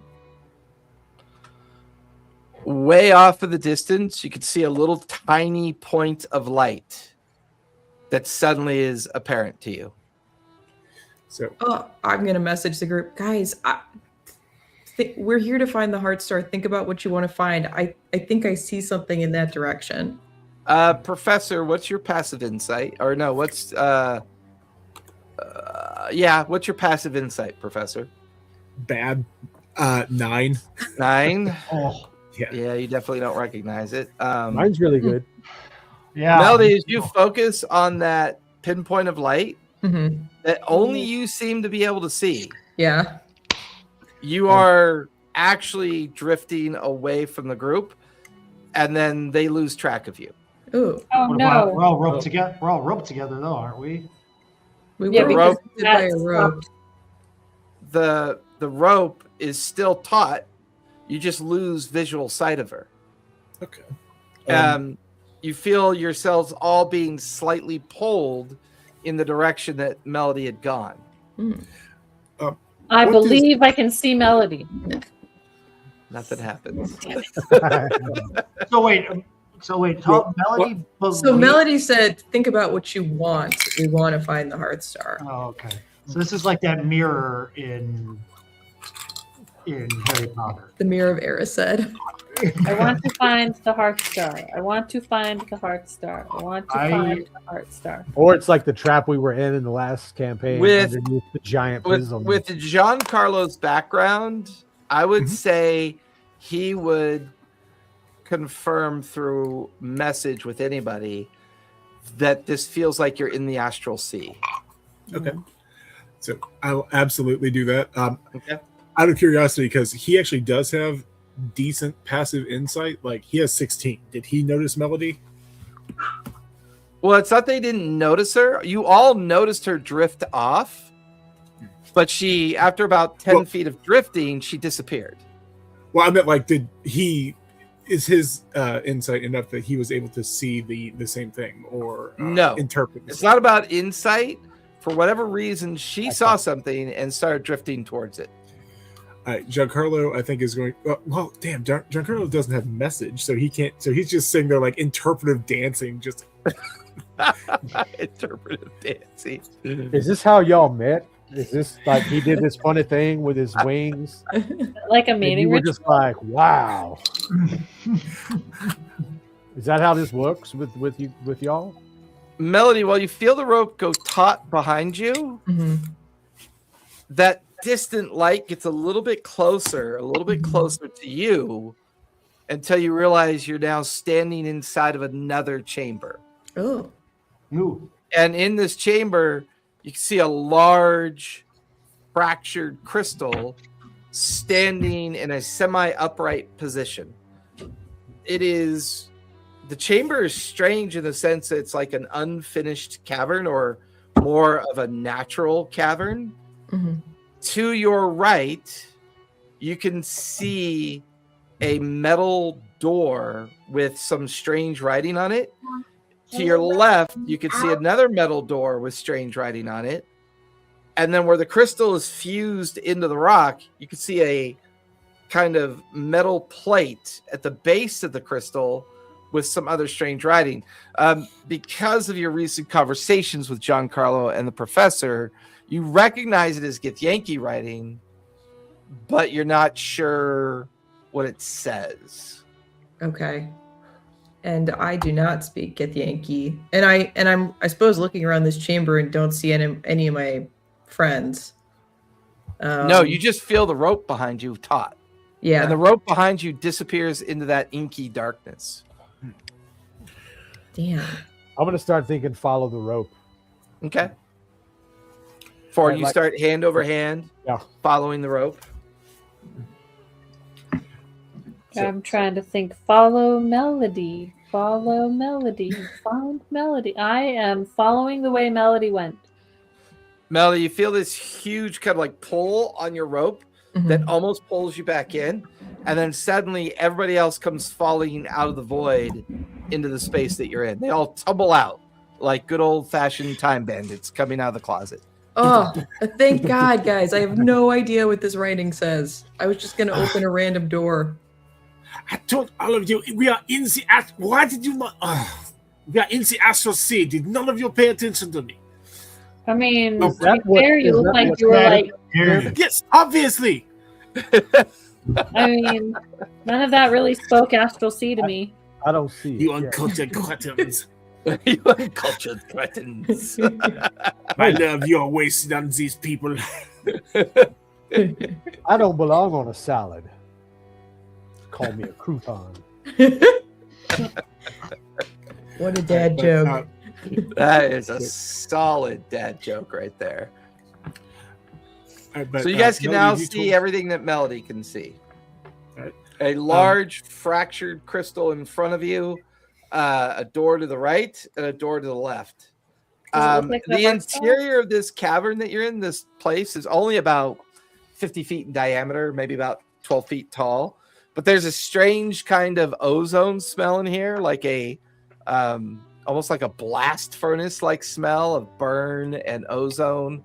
And then in front of you is a 6 foot tall crystal with a break or fracture in the middle of it. 6 foot tall crystal. It's not glowing or anything. It's inert. Nope. It disappears up into the stone of the backside of the cavern and disappears down into the floor of the cavern as well. You know, I could try to fix that crystal. If that... Well, does it seem weird to you guys that this is like a Githyanki chamber when this whole thing was being protected by, seems like someone celestial? What he said, Yankee were like pirates, right? Pirates wouldn't want other pirates to get their treasure, would they? It's true. Are we feeling an energy from this crystal like we felt from the Heart Star? No, well, it looks like it's made of the same substance. There's no activity coming from it. Has anyone touched it yet? And did anyone read the writing? Yeah, I'd like to. I'm gonna have Giancarlo go up and see what he can read off of it, just because he actually speaks. The door to the right says maintenance room. Oh. The door to the left says upper Fractured access, and the writing on the base of the fractured crystal says arcane conduit. Does he recognize this as like an astral ship? Like, does this look like what's his passive insight? 16? Yeah, he recognizes this as what could be one of many small chambers within a larger vessel. Mhm. And he gets the feeling that repairing the crystal in front that you guys can see allows for arcade energy to pass on to other chambers. This feels like the beginnings of possibly a larger ship, a larger vessel. So he's Got just going to. You're gonna pull out that Heart Star forward. I'm gonna gotta take charge out. it. I'm gonna repair the crack first. I'm gonna get out the tome of crafting, which gives me advantage on my checks to do this stuff. And then I'm gonna. So you're pulling out the heart star though that's inside? No, I didn't get the part star out. I was going to Okay. the crystal that's in front of us. Yeah. Okay. And I'm going to take a little bit of the glimstone and try to use the glimstone to repair the crack in the. Give me investigation as you attempt to put this idea together. Do our magic items work again? Yes, they do. Okay. Investigation. That was a 12. What were you going to say, Professor? Now that magic stuff is working again, I was originally going to try to contact Rimnus and just kind of be like, I know this isn't your main thing, but any assistance you could provide would be appreciated. Boy, he does love getting phone calls from you. hey man, he contracted with me. You only ever call him when you're in trouble. Yeah. Yeah. That's told- what I do. He told me to find his soul. I don't know what that is. Did you look on That his wasn't part foot? of our deal. Did you look under his foot? With that 12, Forn, Mhm. the crystal that you're examining, the shape of the fracture is very similar to the shape of the heart star. Ha. Oh. All right, this may be crazy. I'll unroll the portable hole, pull out the stone. Whew. All right. Fit it in there, and then I'll use mending to seal it together. Dun, dun, Yeah, dun. so as you set it in there, it almost fits in perfectly. Just kind of sets into place. You watch as arcane energy begins to shunt up into the crystal and down into the crystal, and you guys can all feel this like subtle hum within the chamber itself, and you can feel like a kind of like a tremor in the floor, like this subtle tremor, very very subtle, very light, like something else just turned on somewhere. Uh-oh. Look, I'm gonna go towards upper access because if we get to we got to find where this thing is guided, right? Which way and does the hum feel like it's coming from? It's kind of all around you. In fact, you can't help but notice that the temperature in this chamber is rising dramatically. Like uncomfortably Oh, rising? so we're in the Starting engine to room. sweat. We're in the engine Yeah. room. We should get out. We should get the heck out of here. Let's go to upper access. Okay. You guys So- quickly go over to the door that says upper access. It is not locked. You immediately are able to pull it open and step into yet another chamber. And inside this chamber is the beginnings of a very series of metal stairs made of iron that seems to zigzag back and forth above. there's another door inside this landing point that says lower access on the other side of the landing point. And then you assume that maybe that's to get somewhere lower, and the stairs that go up in front of you are designed to get you up into the upper access. Fuck them stairs. I'm going to turn on my ring and just fly up. Well, it's not hollowed out. Oh, okay. So I got it. So Yeah. it's like, all right. Well, I mean, you could fly, but Yeah. you're flying 2 feet over Up the the stairs. stairs. Yeah. yeah, still less tiring. Basically than walking force, up. basically force levitation. Better than walking up, however many flights of stairs this is. Yeah. I'll follow up. As you guys begin following Forn, within about 5 minutes of going up these stairs, you hear this loud kind of combustion that cracks, and kind of the stairwell kind of rocks a little bit, but nothing too severe. But after climbing the stairs for what feels like maybe 30 minutes, you finally reach the upper landing. And when you get to the upper landing, there's another door here. And in Githyanki, it says pilot chamber. Ooh. That seems good. I think this Does is where it we appear want to to be be. trapped? So, Giancarlo is absolutely going in there. Just Does it appear to be trapped? She said. Does it oh, trapped? my bad. Give me an investigation check as you examine the door. 18. 18. It does not appear to have any protection or traps on it. All right. All right. Door opens.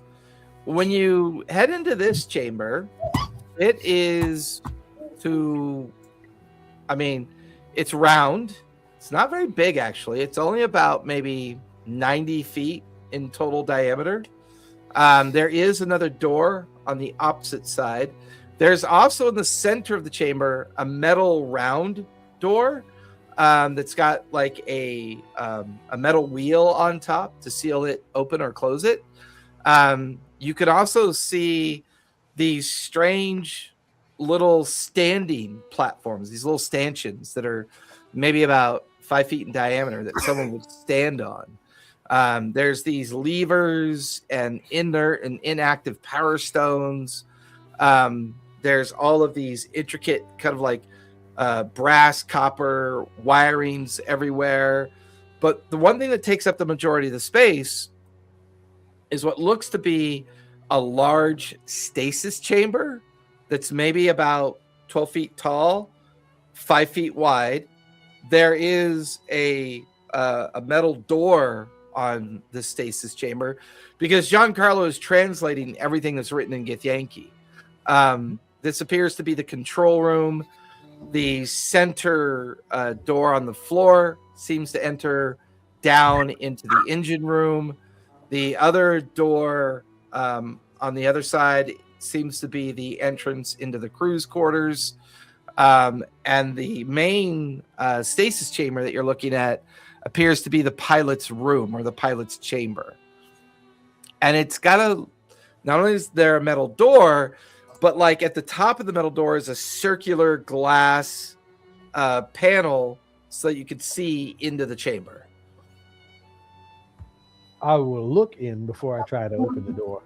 Okay. You watch as Foreign gets on his tippy toes, looks Well, inside. Fly up. Yeah. Yeah, or however you want to get up to the window. As you look inside, there seems to be this very withered creature inside. Tall, pointy ears. The matches descriptions of a Githyanki for sure. Their eyes are hollowed out, sunken in. Their skin is withered and like tissue paper. There's a lot of tubes running into its physical body, in and out of its physical body. There seems to be these glass vessels and metal vessels inside the chamber. This thing doesn't look like it's been opened for a very long time. Is it dead? It appears to be dead, yeah. I'll tap on the window just in case. Before Tap I on go it. in. And there's somewhere off in the distance, way down below somewhere, you hear another one of those kind of explosions. And you feel a like a tremor. Kind of rocks out through everything. Bad explosion? Hard to tell. It's pretty muffled. All right, So, I'm gonna open the door and go into the stasis chamber. It is locked. Well, shit. You want some help? I can try picking the lock. Oh, I can try that. I just thought I'd open it easy, you know. There does not appear to be a lock to pick. No lock to pick. Do we need to get in the stasis chamber? I kind of want to know what happened to the last guy that was here. Should I smash it? Is there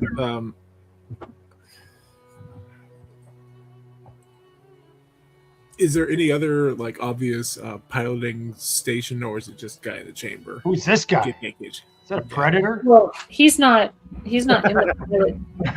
Like, That's what the guy inside the chamber looks like. is he undead? Well, is he a withered undead? version of that guy here. Yeah, it's like he looks like a dead version of this guy. Okay. Hey, Pinky, you recognize this fella? Can I roll history on him? Yeah, go for it. We got. I believe what's that? I think it's at 19. Or sorry, no, that's a 14. 14. I mean, recognize it as being a Githyanki person or Githyanki creature that looks to have been dead for a very long time. I mean, this man is a Githyanki, but I mean, I was in my prime. How old do you think I am, Mr. Fawn? This man appears to have been dead for, I will say, centuries, decades at the minimum. I'm an Aarakocra. We live to 40, if we are lucky. No offense, dear. I don't know anything about how long you live. I didn't want to make assumptions. Now I just think you're dumber. 40 years? What are you going to learn in 40 years? I mean, fashion sense for one thing. I guess you just focus on one thing. I get it. Yeah. I was a successful. I was literally the scourge of the astral seas. My name was written in blood across the stars. I gave up that life. I became a magnificent cook and family man. I mean, what have you accomplished? Where is that family right now? I mean, my husband is back there. You know what? Who the fuck asked you, Tron? I just remember there being something about some babies and you getting kicked out because of some babies. I love how you arguments guys for are in the Adams, middle of the greatest find in Exandria history, and you're arguing about arguments for Adam was that, but Philippe, my sous chef, I trust him implicitly. I'm really hoping this professor's just greatest find in Exandria does not explode on us while we're complaining about where he came from. I would say coming up the stairs inside this pilot chamber, every 5 minutes you hear a muffled explosion coming from somewhere. Ford, That is the does not sound good. explosion, is that good or bad? You're the tech guy. Like, what's going on? I never piloted a All right, captain Derek. ship like this, but I can certainly try to investigate. I That's why I would wanted say to get inside the room. I would say, Foreign, your passive insight is decent enough that you get the feeling that by fixing that crystal that said conduit, you probably are now shunting arcane energy into other chambers that may still be broken. Should we do? I think we should explore a little bit more and see if there's anything else we can repair. Might be some rooms that's not quite linked together yet. It's just an Does extra Giancarlo say power anything gas. in like the pirates in the pilot chamber that says anything like controls to power anything down? Oh yeah, everything you need to operate this vessel is all spelled out in Githyanki in various forms of either arcane Githyanki writing or artificer writing. Carlo, get on that. The problem is nothing's powered, like nothing has power. There's the other door that says crew chamber, And then there's the door in the floor, the round door in the floor that says engine room on it. Okay, I'll go to try and open the Engine room? pothole in the middle. Yeah. Yeah, give me a strength check I'll help. with advantage. Yep, that would be nice. I do have a +6 to strength though. It's a check. That's a saving throw. Check. That's 19. 19. That's good enough. It's a little sticky at first, but you manage to unwind the wheel on it, and it spins freely. And the door, as you spin it, the door automatically kind of lifts up on its own, and you're looking down into a 3-foot radius ladder that descends down into the darkness. I'll just fly down. That sounds fun. You fly down for about maybe 100 feet. As you're flying down, at the end of the first 5 minutes of approaching down the bottom, you can see flashes and arcs of energy down below.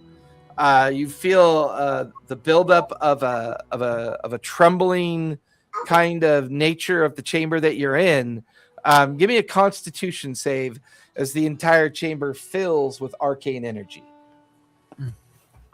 That's 10. Yeah, that does not sound 10. Yep. You will take 82 points of force damage. Woo! Huh.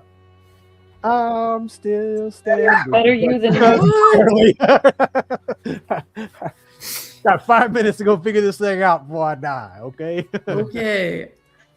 So So I'm flying faster down now. Yeah, now you get down into the main chamber. For everyone else, now that door is open, this intense arcane energy just poured out of where Thorn went down in.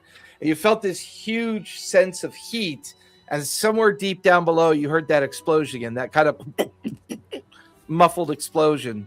Thorn, you reached the engine room. I'm going to follow Thorn down there. You are? Okay, so intro, you now jump in after that's already happened. So you fly down to meet with Thorn. Thorn, as you land down in the engine room, you can see 3 other chambers that were similar to the one that you repaired. But these 3 other chambers are all fractured. All the crystals are fractured in different shapes and places of the crystal. And you can now see that their energy is building. But in the middle of the engine room, you can see a power stone that is about the size of a bowling ball. And it is giving off intense arcane energy. And it's almost like a Tesla coil. It's like arcing energy off of it. It sits in a metal cauldron of brass, silver, and platinum with a whole bunch of Githyanki writing on it. There is also more of those controllers and components like you saw up in the pilot's chamber. You get the feeling that this power stone shunts energy to the 3 fractured conduits. One of the fractured conduits has energy coming through it, and that must be the one that's connected to the one that you repaired, and it's arcing like the engine stone is arcing. And when they arc, you can feel the gradual buildup of arcane energy. You get the feeling that's what's causing this release of huge amounts of energy, and that maybe the small explosion you're hearing somewhere down, muffled down below, is an actual engine trying to ignite. Okay, I'm gonna try and get. So the power stone that's in the room is just sitting in the room, or I can pick it up and move it. You can certainly try to pick it up and move it. It's sitting on. I mean, it's not. Yeah. It's sitting on a cauldron of metal, like a base of metal with a bunch of Githyanki writing around it. Oh, okay, gotcha. I'm gonna, looking at that, I'm gonna look for like tubes, wires, whatever, connecting to that pedestal, and kind of follow those back and look for breaks in those wires and try, or those conduits, and try to repair them. You easily notice there are no connections to that center pedestal. It is isolated and on its own. You get the feeling that the exposed energy of the broken conduit of the one that you repaired is causing the arc to happen. It's not meant to operate this way. Okay. So the one that's broken between the three, one's arcing because we lift the room up.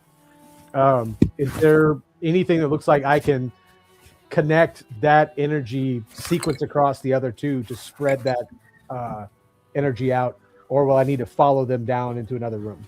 At that point, Eritrea arrives, and Eritrea, you're now taking all this in as well. How you doing, bud? Bad. Sizzling.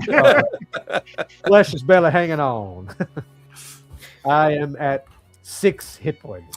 I am going to cast Cure Wounds on you at a 5th level. In my mind, Forn looks like Wile E. Coyote after he's been exploded. Yeah, that's exactly what he looks like. I agree with you on that one. I rolled an 11, so 11 plus 8, 19. That the tips of my ears are burning still. Yeah. So his backpack says Acme on the back of it. Oh, for sure. And where all my D8s?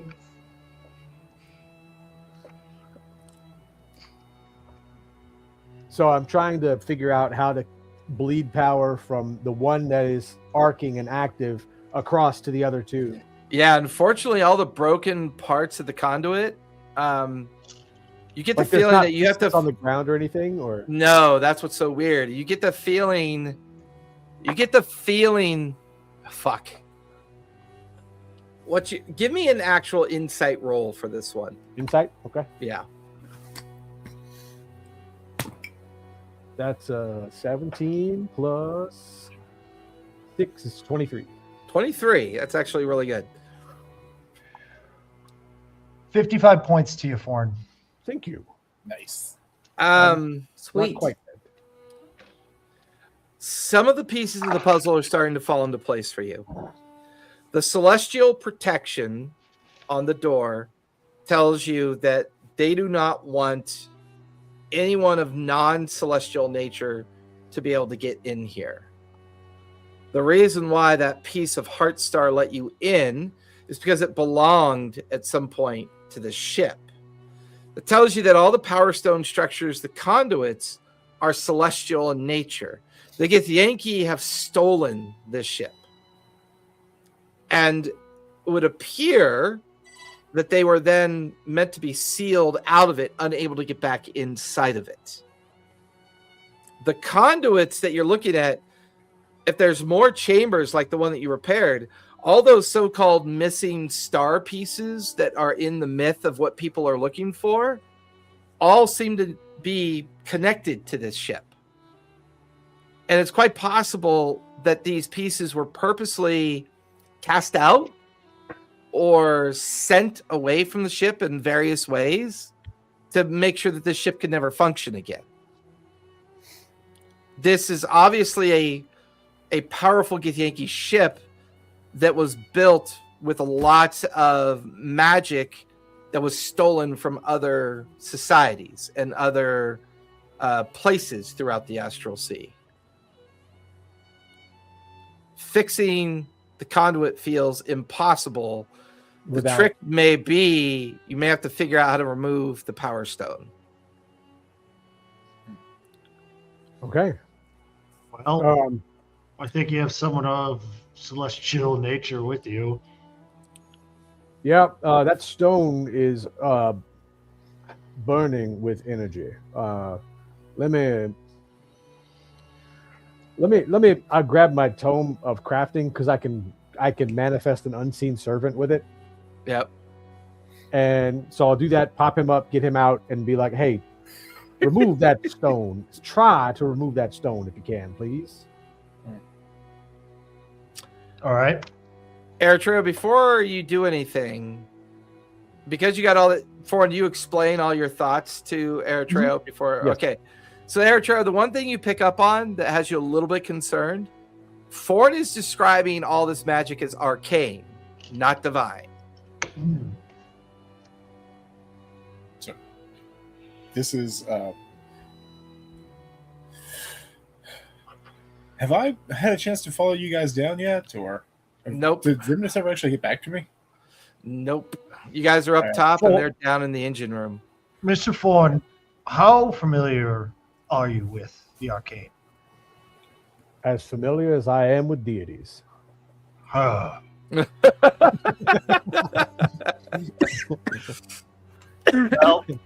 I think we have a bit of a conundrum here. I'm a little better at that, but yeah, I have a +5 to arcane, but I'm not a spellcaster. Yeah, it's mostly for artificer stuff that I have arcane knowledge.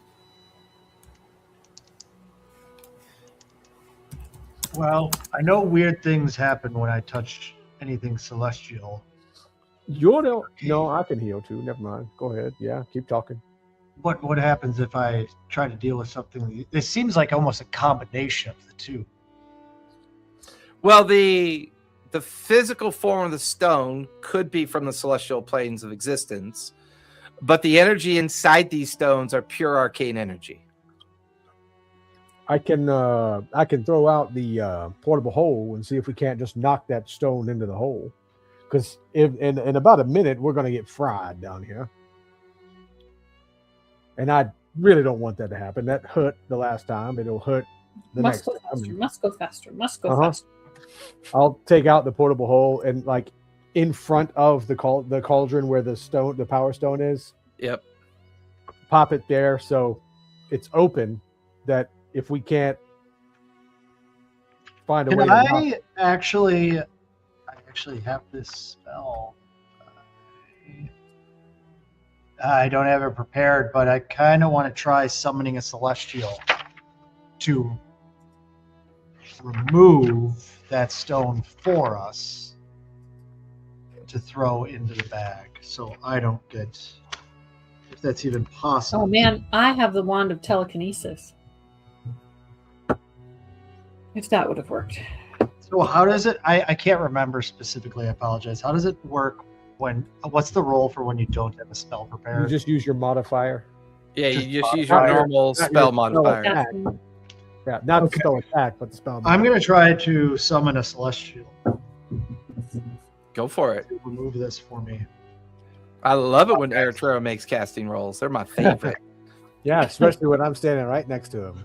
Jump in the portable hole. Jump in the portable hole. Jump in the portable hole. I rolled a 13 plus 4. It's a level 5 spell. Yeah, 17 versus 15. That Ace. definitely beats it. You watch as this celestial being comes into existence in the chamber with you. It turns towards you and patiently waits for your instructions. Come on, man. We're about out of time. Can you remove that stone for us, please? He turns and looks at it. You watch as the celestial entity reaches down, puts both arms around it, lifts it off the pedestal. Where would you like it to go? Put it in the portable hole by 4. Turns, lets it go, and it drops into the portable hole, at which point all of the energy, all the humming, all the noises dissipate, go away. The conduits are no longer active. Whew. I'll snap the hole and put it back on my back again. Thank you, Eritrea. I did not like becoming prideful. I didn't want to become barbecue Dreo. I think we should thank this celestial I summoned. Thank you. What's your name, by the way? Fuck you. That's F''QU. His name is Farquaad. His name is fuck you. You know, Liam used to do that shit to Matt Mercer all the time. I went to look for books. These 15 books. What do each of these 15 books say? That's just like, how to do plumbing, how to... They're named I Hate You, Book 1. Tusk Love, Volume 17. And he will just dissipate at the moment of completion of the task. Well, that worked out. Shouldn't have no more explosions. You hear that kind of echo up the ladder chamber, up into the pilot's chamber. What would you guys like to do next? Well, do you think anyone that's actually looking for these other heart stars knows why they're looking for it? That they go to something like this? I would say, don't think Foreign, so. you definitely think that's just myth versus what you guys have discovered. You've discovered the true nature of what these stones do and what they're a part of. The myth sounds like it's designed to deceive people into thinking that they mean something else as part of a way to prevent this place from being active again. Yeah, that whole thing they're talking about, bringing all these hot stars together, making a wish and a dragon coming out. I don't think that's going to happen. I think that's intended to be right here. Well, we should let those people continue to think that if we run into anyone. Right, for sure. And you know, we've delivered a hot star now. We need to find the other 6. Do we think we should take that with us in case anyone else stumbles upon us?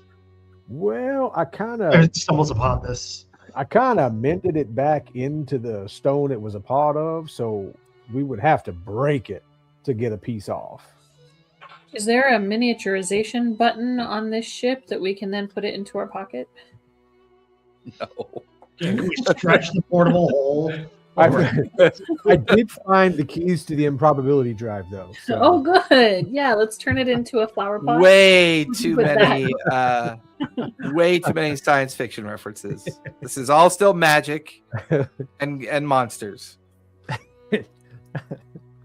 Yeah, can't we just crack let's head up out of Well, here. first of all, do you guys head up back to the pilot room Yeah. to kind of fill Like, everyone in? Come on there, Trail. Where they get Yeah. like- So you guys are back together again in the pilot chamber, where the stasis chamber is and where the door is to the cruise chamber, and also where you guys came up through the upper access stairwell as well.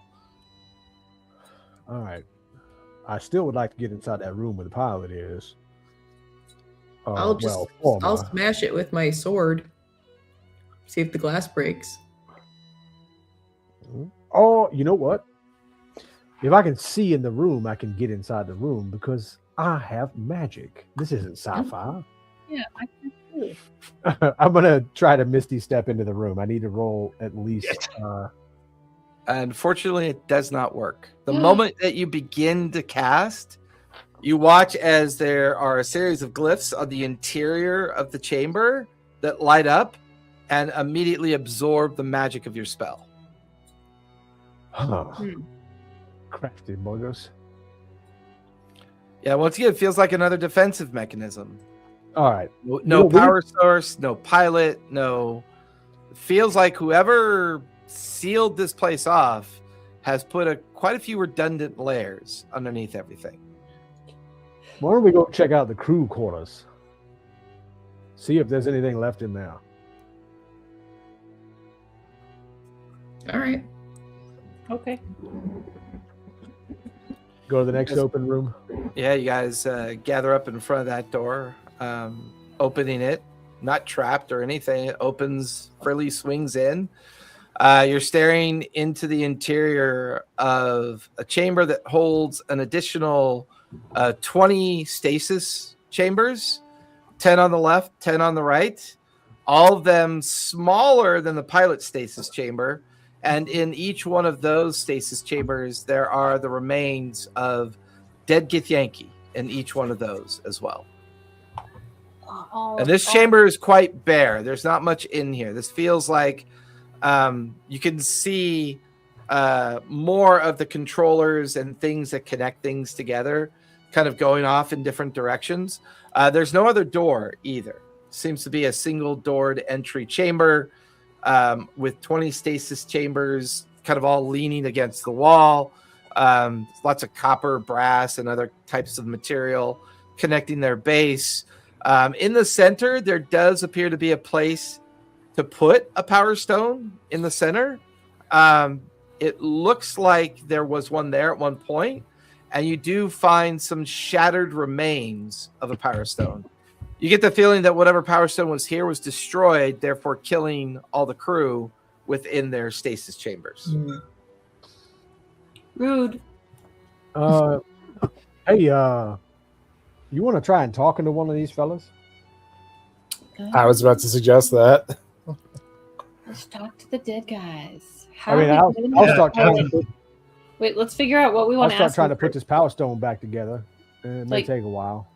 We want to ask him how to get into the pilot. And how long? Warren, your now? passive would tell you there's not enough of the stone left to put together. No, well, I was gonna try to put the power stone back together. You also get the feeling that the same anti-magic warding on the other stasis chamber might be on these as well. Whoever wants this place sealed off probably has done a very good job of doing that. Not to say you couldn't retrieve one of the bodies and then take the body out of the area, and then obviously once you're back on, back where you were, you could then ask the 5 questions, I believe. 5 questions. Does it look like the stasis chambers are magically sealed? I mean, It's possible. Give me investigation as you examine the doors and how they're kind of on the chambers. 3. Yes, 3 investigation 3. Okay, 18. 18.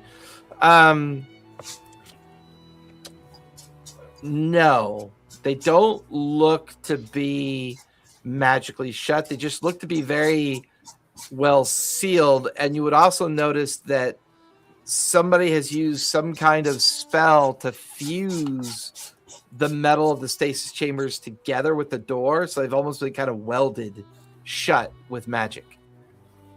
Okay. And then the anti-teleportation glyphs. Well, no, it's just that they're anti-magic glyphs inside of the chamber, as far as you can guess, because Foreign would have realized the other one was anti-magic glyph as well, which those glyphs are not in Githyanki.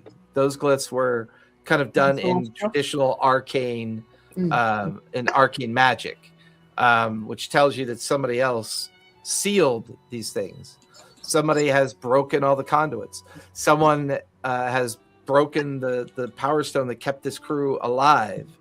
The conduits breaking probably killed the pilot. Somebody made sure that not only was it virtually impossible to get into this place, meaning you had to at least have one piece of the original celestial stone that fabricates all of the power of this vessel, but they've put redundancies in here as well.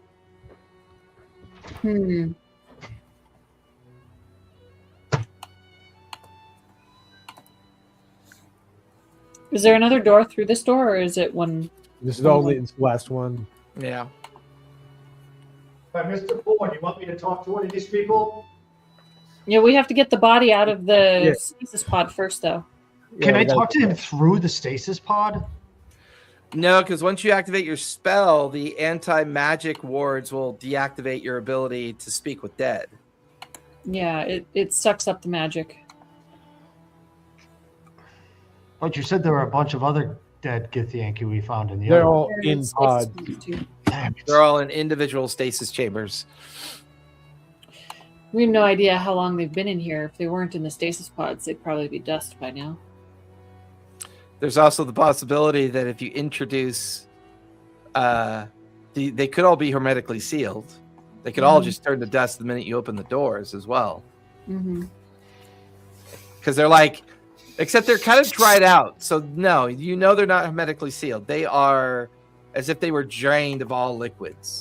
So they do not look like they're in a hermetically sealed chamber. They're mummified for all intents and purposes. Well, we know this is likely Githyanki technology that's sealing them. How can we break into this? Melody wants to hit it with a sword. I mean, Whack. yeah, you have to give a big guy with a hammer. I'm gonna whack one of them with my great axe. I mean, I could try. Look, I've got like acid. I could try to use the acid and maybe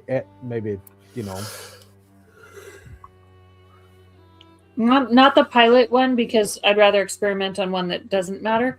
But I agree. try one of the stasis chambers in the crew quarters. Whack it with my great axe. Give me an attack roll.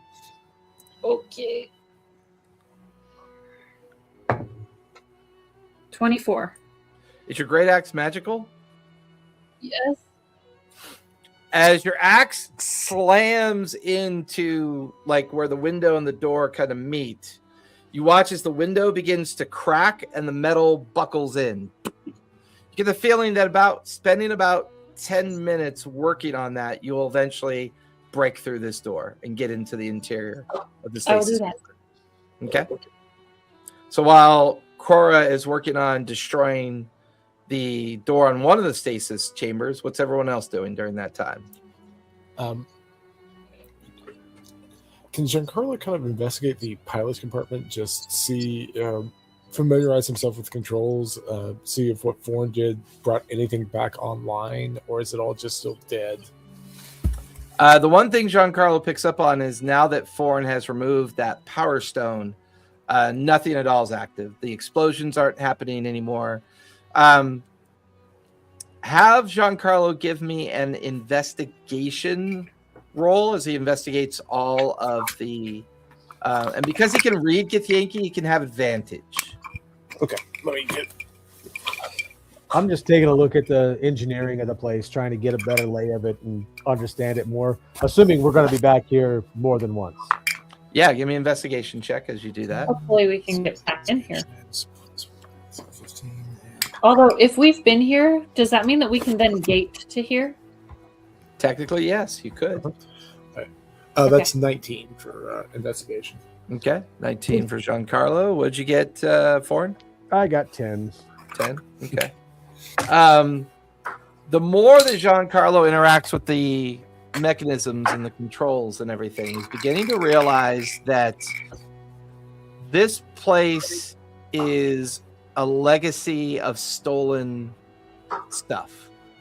The Githyanki have pieced together something based on objects that they've pilfered or located and then stripped what they had and then put it in here.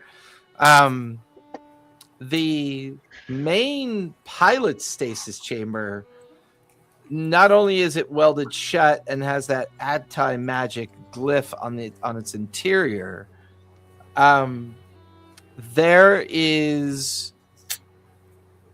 there's one control panel that looks a little bit odd to Giancarlo. There's a control panel that specifically states release cargo on it. And it's a series of levers and inactive crystalline buttons. Wrong lever, Kronk. Wrong lever, Kronk. And it is the only thing that feels a little bit strange compared to what all the other controls are for, which all the other controls are for managing all of the navigation, operation, and maintenance of the vessel itself. He would also recognize that the vessel is roughly maybe 500 feet in length and maybe 100 feet in diameter. It is a massive vessel of construction. Does he see anything in there like vessel schematics or like a chart showing different? No, unfortunately, with no power being with no arcane energy activating anything, you get the feeling that all the illusion panels that would cast up the illusionary details of the vessel won't work until arcane power is restored. All right. Foreign, the only thing you can't help but notice is that these, through your investigations, these Githyanki were caught off guard. There's no sign that they had any warning that this happened.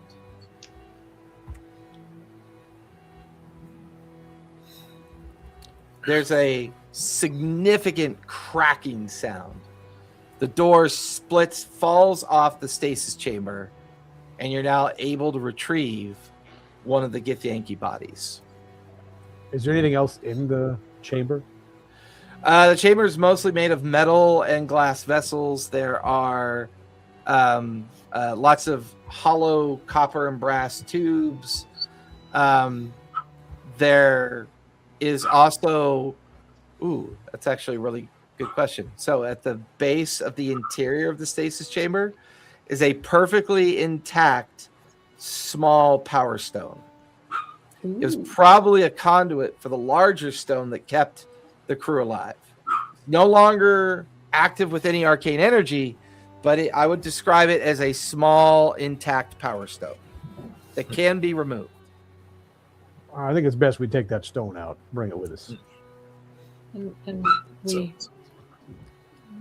And the corpse of the Githyanki is strapped into a standing gurney almost. You have to unbuckle and, pull his body off the gurney. And as you begin to pull his body off the gurney, you realize that the entire back of his body is connected to the fleshy remains of rotted tentacles, almost like these protrusions that were attached to his back of his head, his neck, his back itself, the back of his legs. They all just kind of crumble away since they were kind of all desiccated. Kind of like the Matrix. Yeah, but much more icky. Less industrial. All right. Can I should probably try to talk to this guy, huh? Yep. Well, let's get him out of there. I dug Let's him take out. him into the pilot's room first. Pull him out of the cruise chamber, take him in to the pilot's chamber, laying him on the ground. Yeah, well, what are the 5? Well, first, I need a casting roll. Yep. That is a 5 + 8 for 20, so that'll pass. Yep. Wait, 5 + 8 is 20? I mean, 12 + 8. I'm sorry. 12 + 8. I mean, it was still a 13, so it would have worked, but Yeah. Storyteller, quit making me do Sunday math. I've told you about this. Yeah, 12 + 8. I mean, because I looked at Ford's face, I was making sure I wasn't hearing things. Yeah, no, that's why I was like, No, you weren't hearing things. I definitely said that. The spell goes active. You watch as the creature body begins to animate slightly, and he sits up in a semi-vertical state. His hollowed eyes and his dry skin turns towards Eritrea and just kind of lets out a wheezy kind of breath as he just patiently waits for the 5 questions. So, can I ask a quick question about Speak with Dead? I know that one of the things is that they are not bound to tell the truth, but can they actually perceive us in a can our physical forms influence them in any way? No, all they know is if any question is asked that they can hear, they feel obligated to answer the question, but they do have the ability to lie if they choose to. So, and do they have to be able to understand it, or would they just reply in their native language? It would be assumed that the source of the spellcast is in common, therefore they'll reply in common. I didn't know if I had to translate or do this in Githyanki or something. Nope, no Google Translator required. Okay. Yay! All right, so I kind of want to walk away so this body doesn't hear me, and I just kind of want to huddle. All right. What do we want to ask him? What are we asking him? Obviously, what happened here, right? Well, about what happened, it looks like they were surprised. I don't think they knew what happened. Everybody was in these stasis pods, and something came in and shut it all down. I can't make out real details, but it seems like this was a sneaky, underhanded thing. Well, what then should we ask? Where were they going? Yeah, what were they doing? Maybe. Yeah. Or more pertinent, how do we get into the pilot chamber? But if he doesn't know if it was sealed, Do you think we should ask them if they know where the other stones are?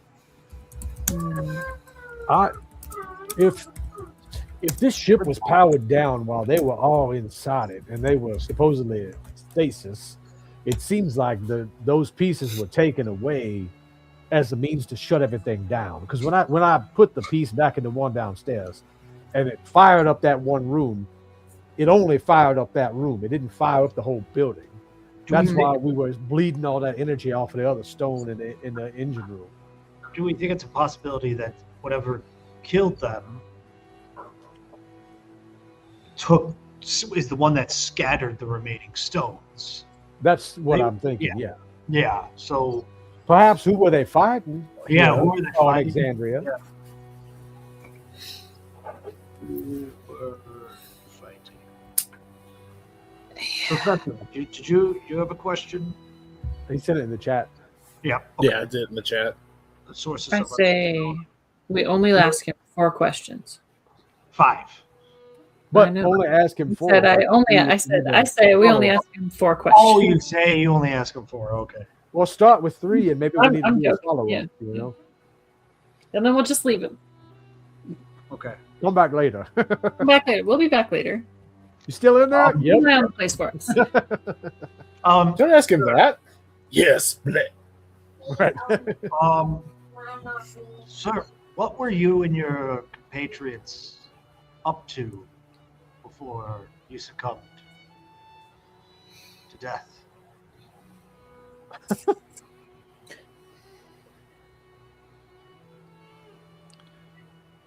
We were meant to travel to the next world that was chosen for destruction. Oh.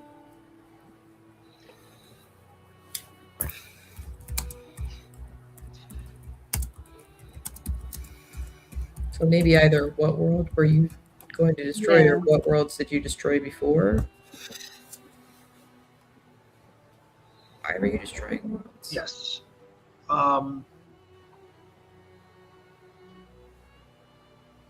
What world were you traveling to? Exandria.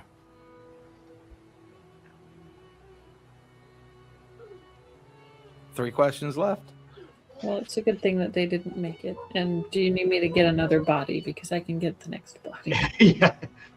Yeah, Cora, why don't you, Cora, keep working on start working on the next body. Yeah. What worlds have you destroyed? And where? No. Hold on. You didn't hear that. Why are you destroying these worlds? And why did you want to destroy Exandria? That's 2 questions. Why did you want to destroy Exandria? Leader Vakar said Exandria was rife with mind flayers and other illithid creatures. Therefore, it was meant to be purged. 2 more questions left. There's no illithids around here.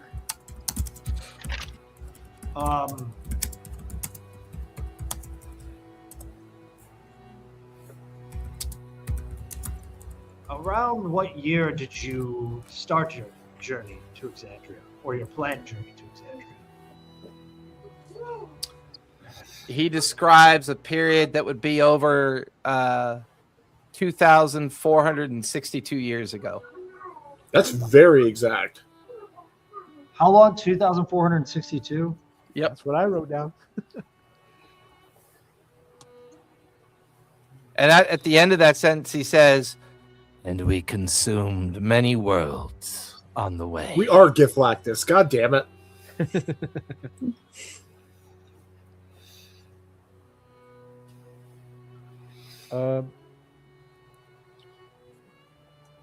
Whack. I believe that's 1 question left, That's right? 4, yeah. Yep. That's Yep. 1 question. No. We know we need to restore arcane power to get things working. One of the things I had in there is, are there what sources of arcane power are on board? If he could only power up one part of the ship in order, where would he start? Do you ask him that question? I'm thinking of how to phrase it for him to give me the best answer. Okay. Because we have an active power stone that was bleeding. So we So should I So- ask him what are the order of operations for restarting the ship? Or That kind of is what there a way to miniaturize the ship? What are the order of operations for starting the ship? Pimdus. That information is unknown to me. Only the pilot would Damn it. understand how to do that. And then the corpse falls silent and returns to its normal, unanimated condition. Cora, we need another body. Working on it. Whack. Give me a fresh attack roll, Cora, as you start trying to break into another stasis chamber. Can I give her a hand on this? I feel like having the two beefy people wailing on the same one Sure. would help. Sure, go ahead and give me an attack roll, yeah. 24. 24? That's fine. I haven't done any attacks with him for a little bit. Oh, 19. 19. 5 minutes later, instead of 10 minutes later, the two of you Yay! managed to beat down yet another door. Looks identical on the interior. Ford, if you'd like to retrieve a second small power stone, you can. Certainly. And you pull out yet another Githyanki crew member, lay him on the floor. If you're going to do it again, just need another spellcasting roll. I rolled a nat 20. And you know what nat 20s do? That means the next time you cast a spell, it automatically passes, regardless. You do not need a spellcasting roll. Cora, start working on another body. I'm working here all I night. will, I will keep working. Yeah. While doing That's just a that, 20 though. Dirty 20. Okay. All right. We'll say you're working on opening yet another chamber. I wanna ask mine was a this guy, how 21 do to we get into the help Cora pilot? out. Okay. Go ahead, Oh, Erica. yeah, how do we get into the pilot's chamber? Only the pilot can enter and exit the pilot chamber. This asshole.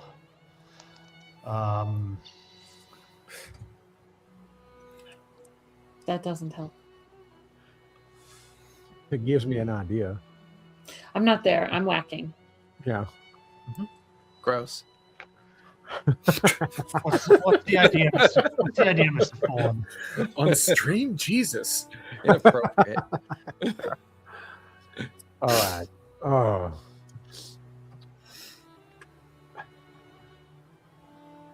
Were they aware of any other enemies besides Illithids that might be present on Exandria?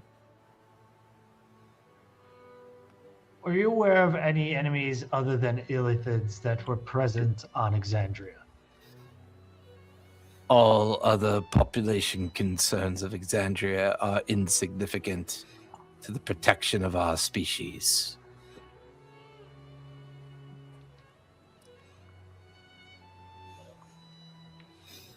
Mean fuckers. But it sounds like they're just trying to fight shit. Like they're not pirates like old Pinky over there is telling us they were.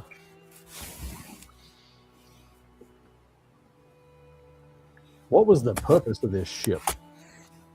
What was the true purpose of this ship? Who on this ship has the most information on your purpose? Other than the pilot. The pilot.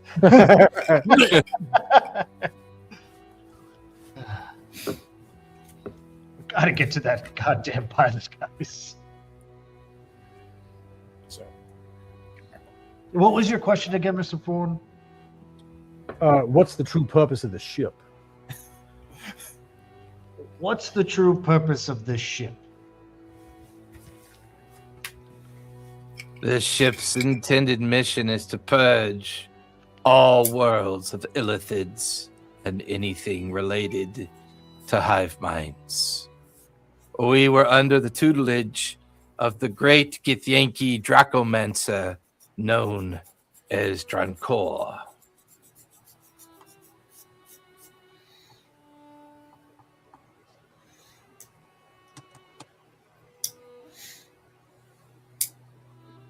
Think you have one question left for him? Uh-huh. Where do they keep their stuff? Like weapons, all that good shit. because I don't see anything around here. Where do you keep your Where's weapons? the armor? We are dedicated to the word of the World Eaters.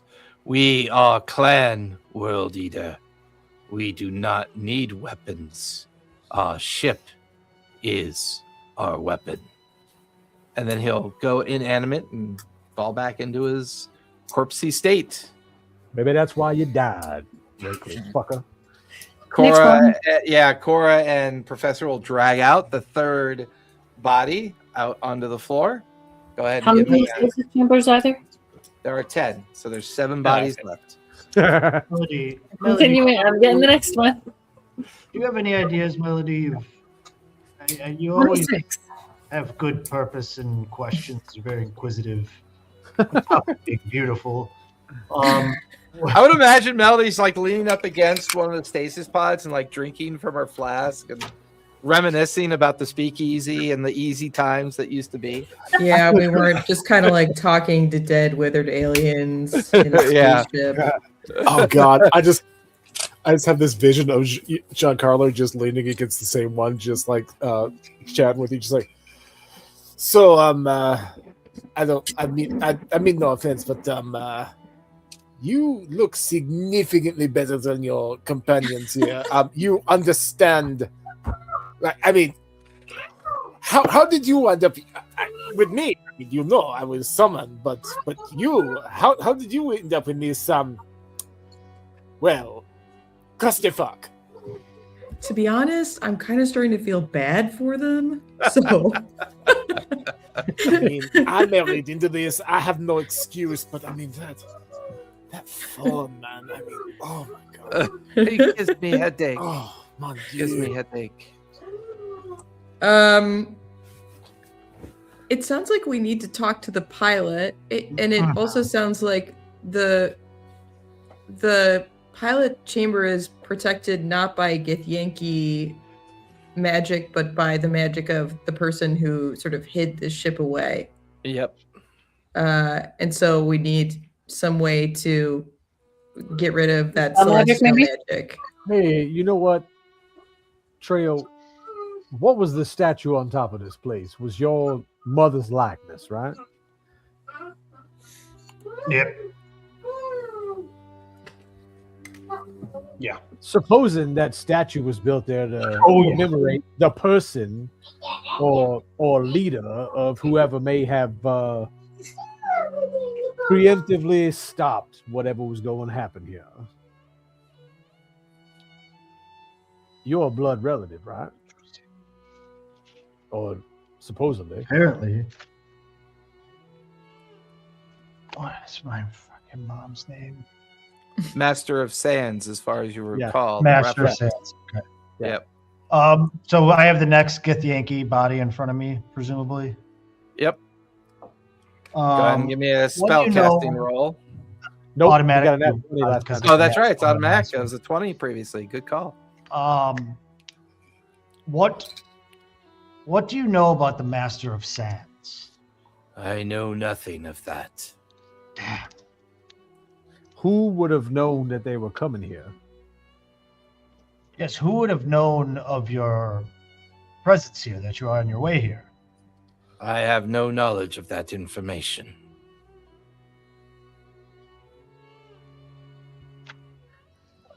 How would they be ambushed in such a way? I mean, clearly, they weren't awake.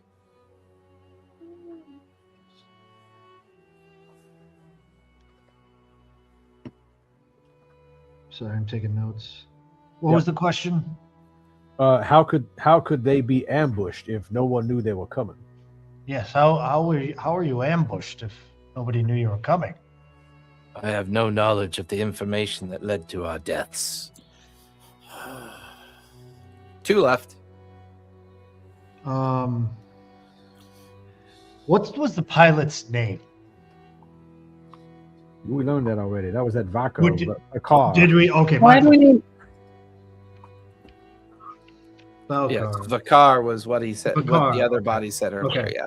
I missed that part. I The was first body.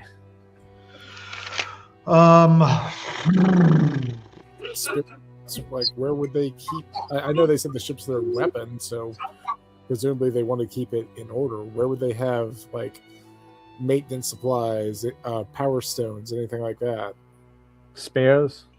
Yes. Yeah, There was a maintenance door. I know there was a maintenance room, but we didn't. Yeah, we didn't go in the maintenance room. Yeah, So we that should was probably explore that before wasting our question, right? You think? Yeah. Why don't I head down there? How about that? Yeah.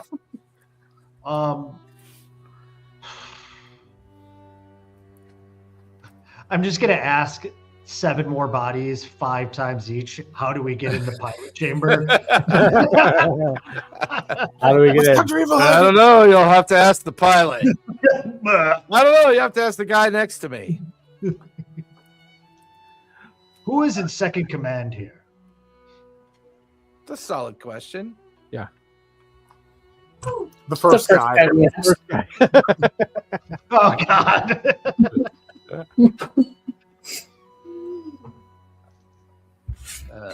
He would describe him by the name of Anadag, Annandag. Oh, I heard on a dog. Anadag. Anadag, actually, with the short A. Anadag. And he would also be described as a knight protector, or would translate through Giancarlo is a Githyanki Kithrak, which is a knight protector of the pilot. Where does he sleep? Yeah. Well, is there anything that like inscribed to all of them that like lists names or titles or anything like that? I mean, looking at the stasis chambers, the translation of all the different stasis chambers, the pilot's name is confirmed. All the other 10 crew stasis chambers do not match the name that was just given. So far, you've not found the body of the Knight Protector. Let's go check the maintenance hatch or room. So we would have known if any of these bodies are the Knight Protector. Yeah, it would have been on the chamber. Yeah. Where do they stay then? Yeah. Where does the Anadag stay? In the weapons room. And that's when the corpse goes silent. On a cat. Weapons room? Yeah. It's at that point, as he says that, all of you notice his form goes into severe convulsions.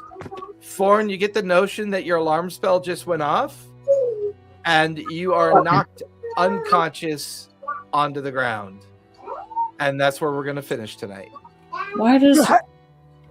Because he failed his spell casting. The spell still went on, but he just suffered the detriment of the spell actually working. I like that. As he falls unconscious to the ground. You guys linger so we can talk about the schedule. Everyone else, thank you for joining us. We should be back next Sunday. Pretty soon we're going to be planning our level 21 shot. It's going to be a 3-part event. The rescue of Xanith from season 1. But we will get back to that later. Otherwise, everyone, please be safe, be kind, and don't forget, play a game, everyone. Bye, everybody.